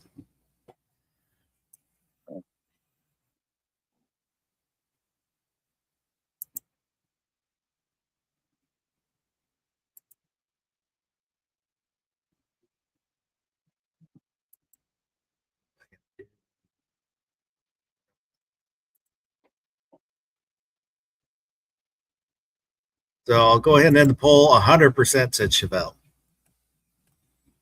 Lame. So the Chevelle is going to move on. Can that picture wait?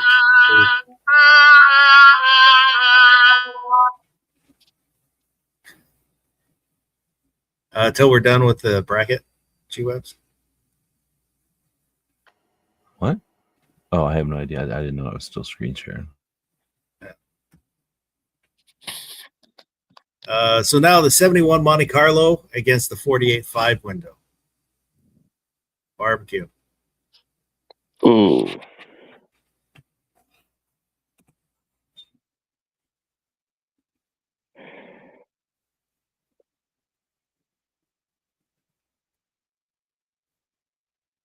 Monte Carlo. Monte Carlo. G-Webs. Oops, it's a 4 window now. You voted 5 window? 4 window, yes. Gizzard. Monte Carlo. Monte Carlo. Oh, I don't know. This is tough. I've seen a 5 window, and I think it was probably at a car show. So I don't think I knew anybody that had a 5. I don't remember if it was. Maybe it was kind of a friend's brother. Maybe he had one. I don't remember exactly. I guess I'm going to go Monte Carlo. So now we've got the 57 Corvette against the 59 Apache. Barbecue. Corvette. Corvette. G-Webs.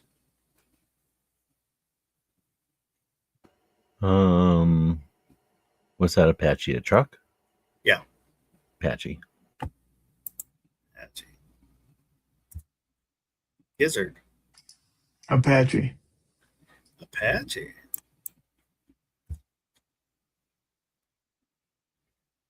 Oh. I guess I have to go Corvette. Apologies to my buddy Mike. His Apache.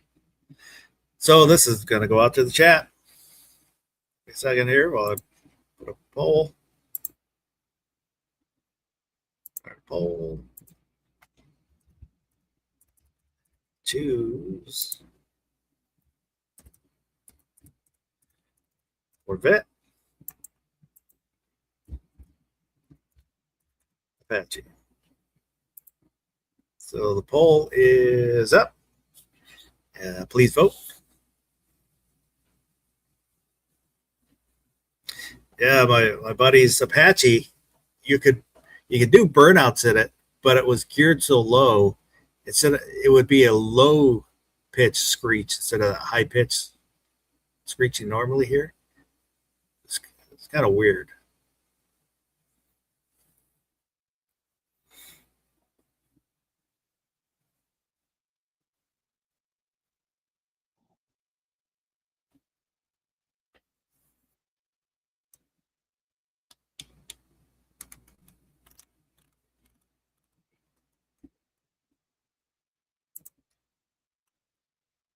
The Apache is leading 67-33. But there's only 3 votes in.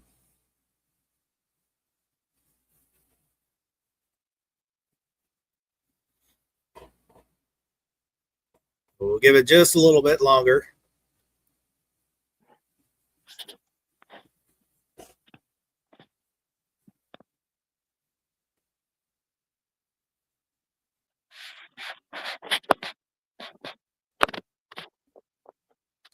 And we'll go ahead and end that. And the Apache.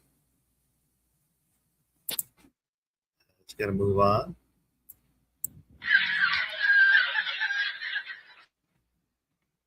So 64 El Camino, 55 Nomad Barbecue. Stand by what I said earlier. Nomad should win this whole thing. Nomad. G Webs. El Camino should win this whole thing. Gizzard. El Camino. El Camino. Yeah, I'm gonna go El Camino. So El Camino moves on. Oh, Nomad will not win this one. It's all right. You guys have no taste. I understand. it was like they were racing down a winding road on a mountain, and there's no guardrail. And that Nomad just took a right for some reason and went right off the cliff. Well, on a windy road, I'd probably want the Nomad over El Camino with the light rear end. No, all you got to do is stop and put a big boulder in the back, and you're good to go.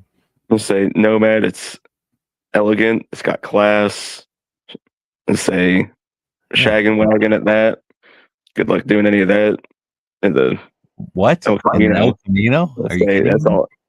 El Camino Come on. screens and bread and mullets. Please. So the 68 Camaro against the 64 Impala Barbecue.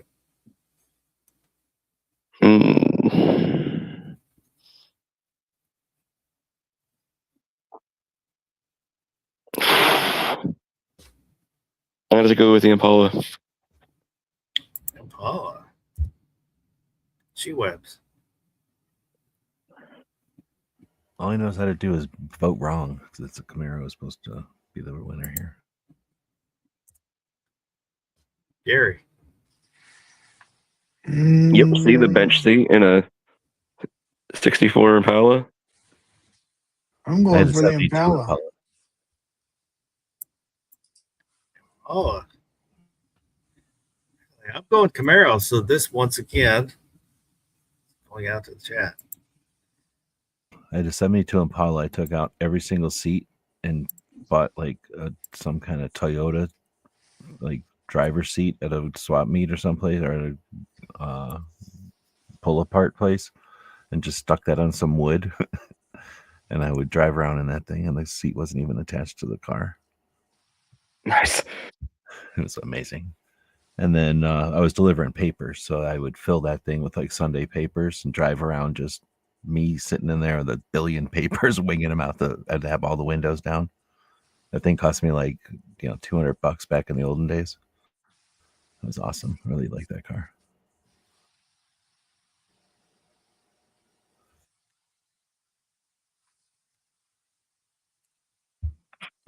But I meant to vote Camaro because they were cooler cars. I accidentally voted Impala, though. So there's a rip-off vote in there. Fake vote. The Impala is leading. Give it just a little more.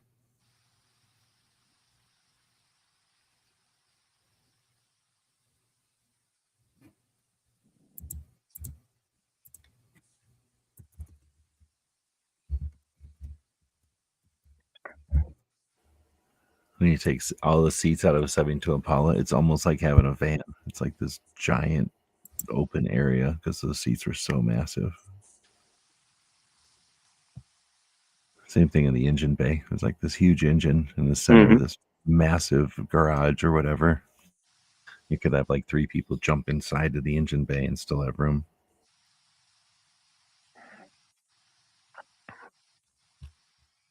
The trunk, you could probably put like 6 people in the trunk.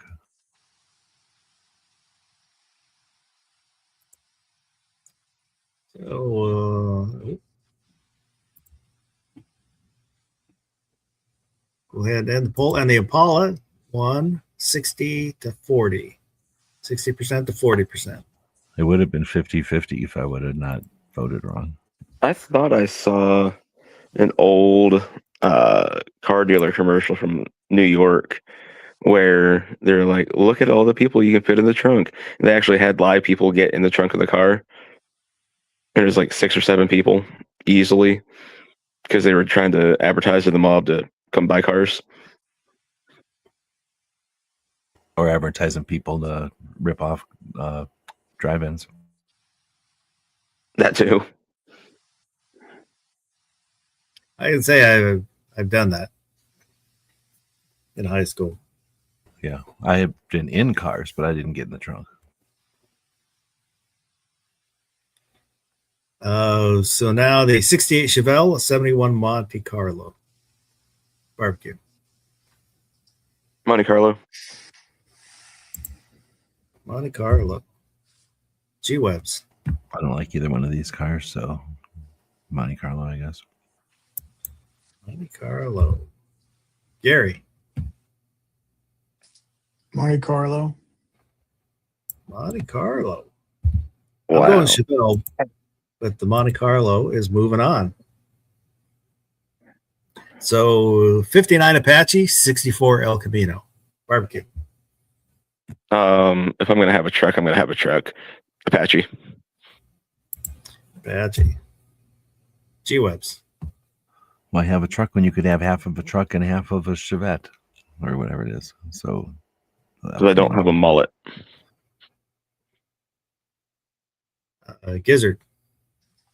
I'm with G-Webs. Why choose if you don't have to? El Camino. El Camino. Oh, I guess I'll go El Camino. If they sold one now, I'd buy it. Oh, hell yeah, I would. They make something like that. I've seen like 2 things that are kind of like it, but they're so small. They're more like Ford Rangers almost. I wanted a Subaru Brat for the longest time. Well, I still want one, just that you can't get them anymore. So 64 Impala, 71 Monte Carlo. Ooh. Barbecue.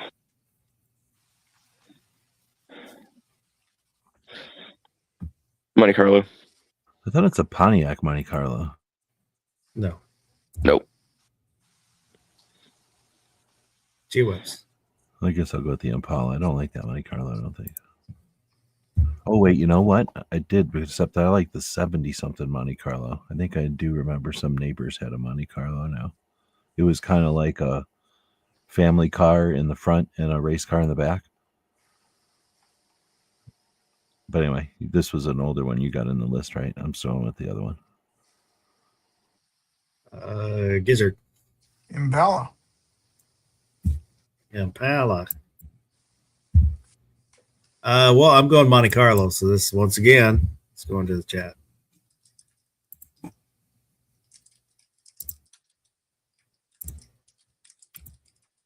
So choose Monte Carlo or Impalia. So poll is up. Please vote.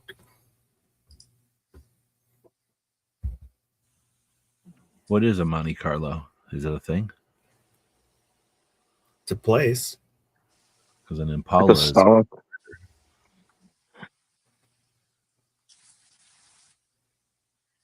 Impala's a deer, isn't it?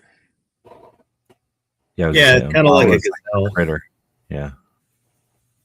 But in Africa, so it doesn't really matter to us, I guess.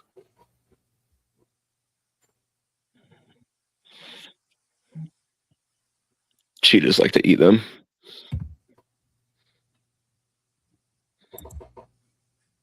Never understood why the cheetahs don't play fair. Because they're cheetahs. Exactly. Well, the Impala is leading 60 to 40%. So we'll give it just a few more moments.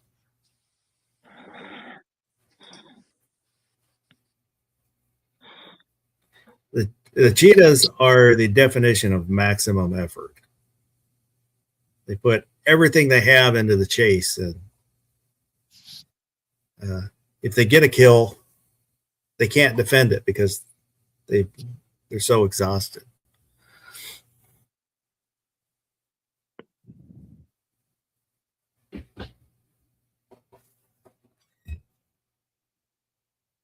So we'll go ahead and end the poll.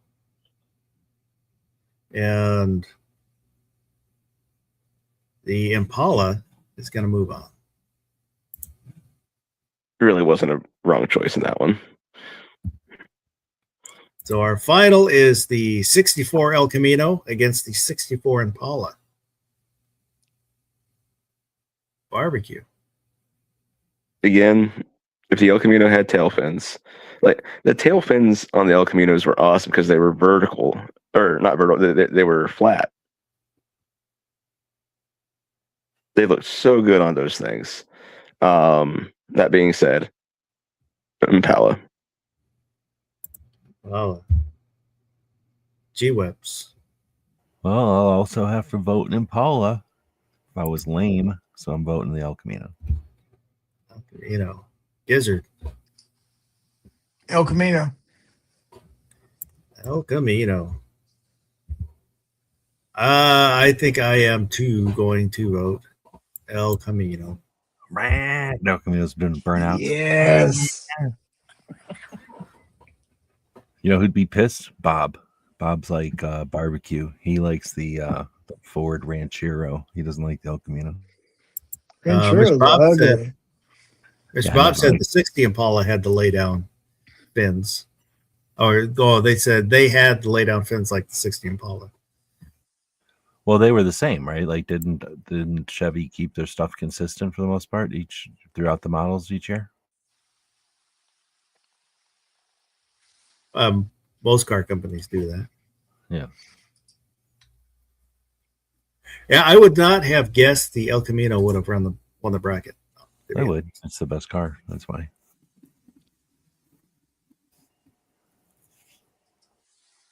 The only thing bad about an El Camino is you can only drive one at a time.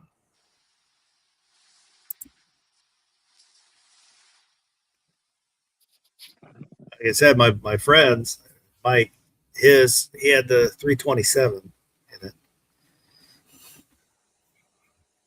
Freaking Barbecue's got a freaking mullet in his thing this whole time, and he's bitching about not liking El Caminos. Business up front, party in the back. Mm-hmm. Best of both worlds.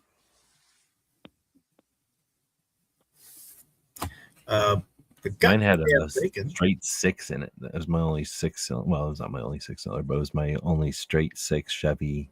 Looked like nothing in there. Looked like, like half an engine in there. Goddamn Bacon said the idea for next week's bracket: Toyota versus Nissan engines. Probably the next car bracket we'll do is best classic. Ford. You'd done Chevy and Dodge already. Yeah, well, I was thinking probably a mix of Pontiac and Buick. AMC would be cool. I don't know if there's 16 though. Are you going to put the Matador on there? Yeah. The male Jeep or whatever. That's my favorite one.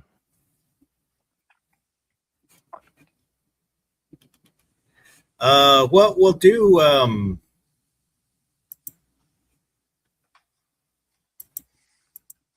me see. Gizzard. When are you going to do the best bracket of all bracket topics? Best ninja weapon.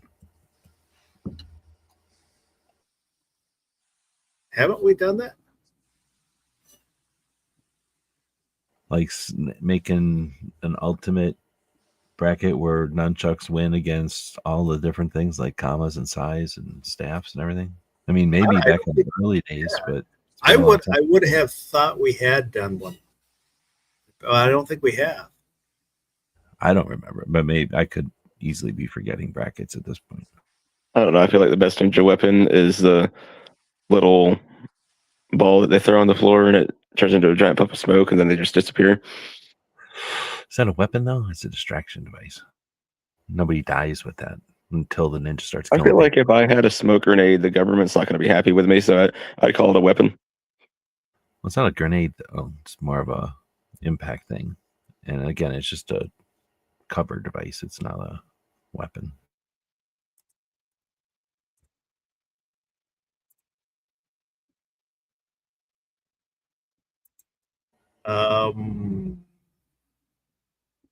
Gizzard. Anyway, I'm ready for the second bracket. Well, we need to do a giveaway.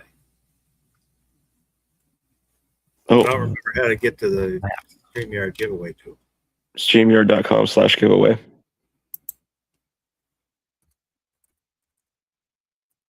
Or the button that they give us so we can get right to it.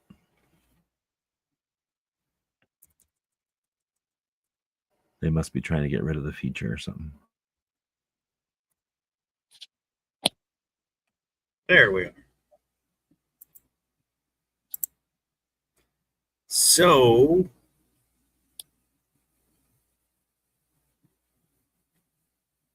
what should we do for the hashtag for that? El Camino. Nah, it's too hard for people to spell. They'll be like trying to put spaces and stuff. So let me hang on El here. Camino. Let me switch banners. Heavy. V8. Can it be a short hashtag? It doesn't have to be long. No. All right.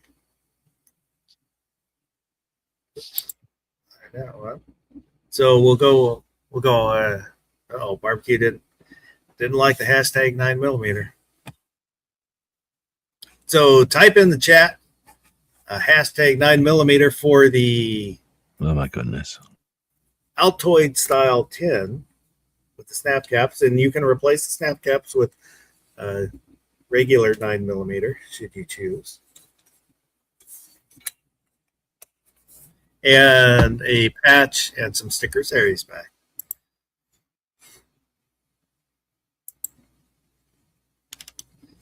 So type out in the chat hashtag 9mm.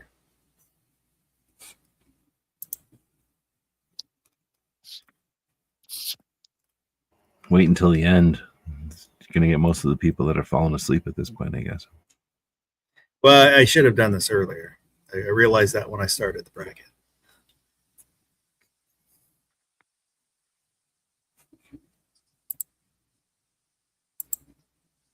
So far, there is one entry. So, there's two. Hopefully, we get somebody other than the panelist. Yeah, I'm not going to even enter, so you don't just have to slide it across the table to one of us.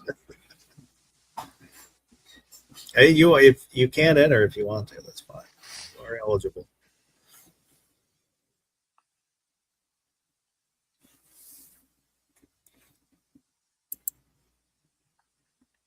So there's only 3 people entered.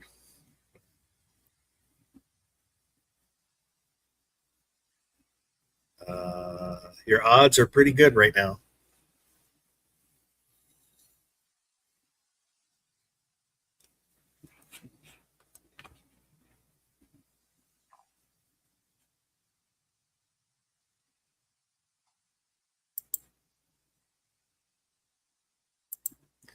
But wow, I guess nobody wants it. I thought Bob tried to enter twice. So I've got the 9mm. I also bought 22, so you can have a bunch of 22s. And the 40. Got the 40, and probably the best one. It's the one for 45. They're probably waiting for you to screen share.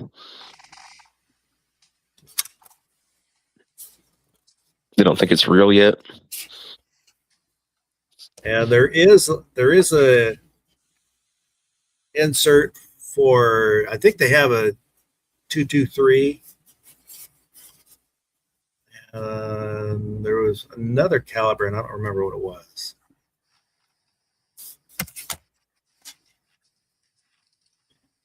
So, well, nobody wants it.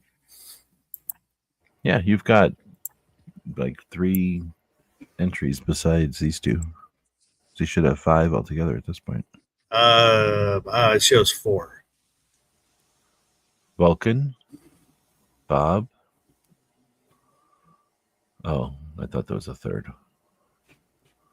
Bacon didn't put one in. He's asleep.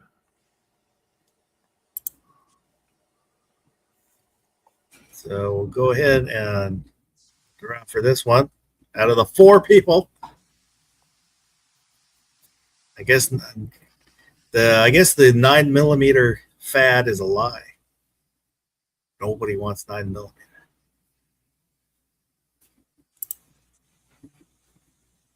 There's people that want it like ironically or sarcastically. Barbecue. Mm. I should have your address, so I'll send it to you. Great. Well, I'm going to hold off on, if nobody's going to enter, I'm going to hold off on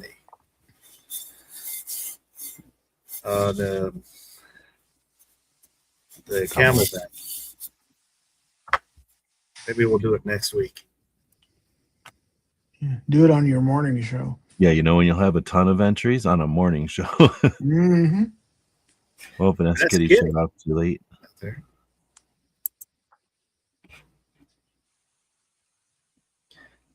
Let me pull that 9mm hashtag down.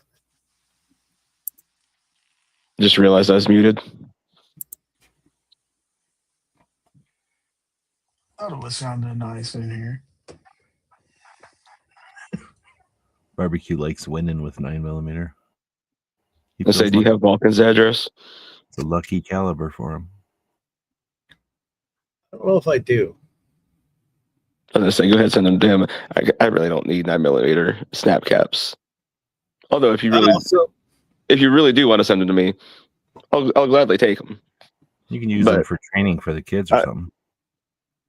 Well, that's what I was like. If Like, Vulcan let's can, say you have them set there, and then you show the kids, like, if you see somebody shooting these at the range, you judge them. Yeah. Firmly but politely ask them to leave.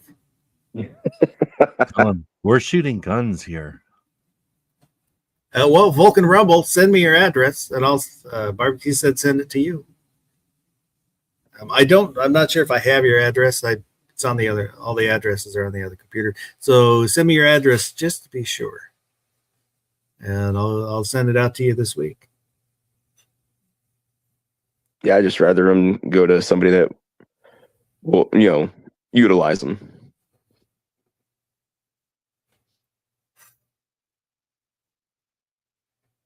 Vulcan Rumble says I have it. Okay. I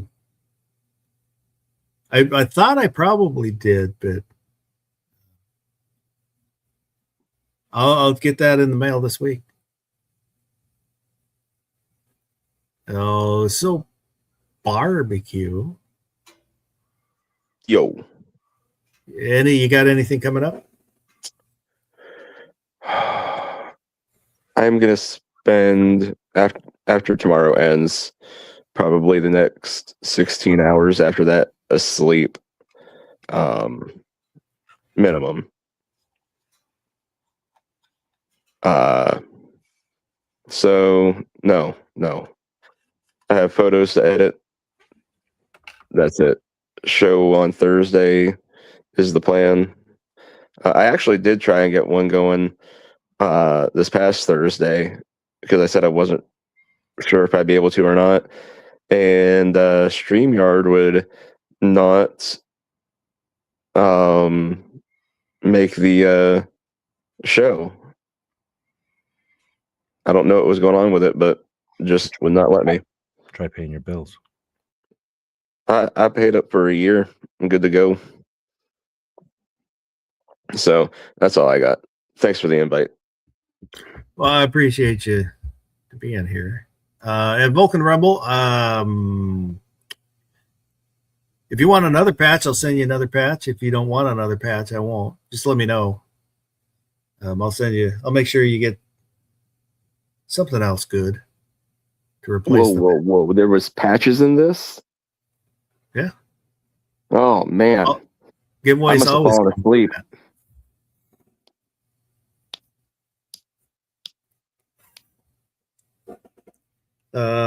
G-Webs.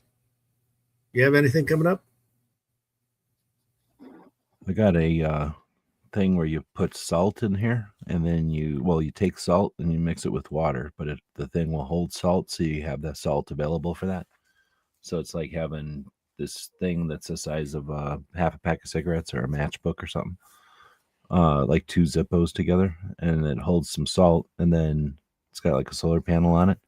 You make some salt water out of that salt, or some of that salt, and then you pour it into this little thing the size of about 2 nickels, like a little well the size of 2 nickels, and the solar panel does some electricity to that salt water, and it turns it into chlorine, and then you can pour that into water. So it's, instead of having to have chlorine or pills or any of the things that eventually expire, this is a way to clean water, or you got the cups, like purify water with salt and solar energy. And then what's cool about it is you can leave the reaction happening like way more than the normal to get 5 parts per million, and make it like 40 parts per million, and almost basically make bleach, make like a cleaning solution that you wouldn't want to drink, but could like wash your hands or clean a wound or something. So it's a really neat little gizmo. I've seen it on the internet, and I've got one on Amazon. Ah, that sounds interesting. Yeah, I never even heard about them until I seen the video. I don't know if it's super new or anything, but new to me. Gizzard, what you got coming up? Yo. Monday night, Foul Territory, 9 p.m. Central Time. And for my channel members, also, I have a live stream Wednesday night at 8:30 p.m. So that's about all I can think of. Thanks for having me. I appreciate you being here. Oh, so next chat will be next Saturday. I don't know. I still need to think about moving to Sunday or not. Like I said, I like being a late night chat, but it'd be nice to have a time where more people could interact. That's what makes it fun. The more people that involved. Do you think there's less people that are being shown gun stuff, or there's less people online, like doing YouTube anymore? Less people online at this time. Everybody's asleep.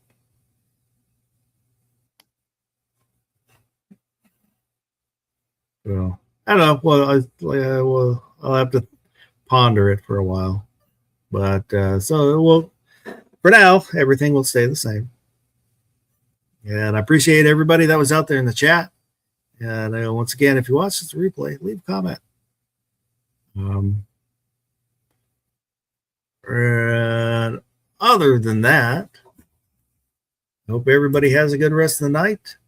And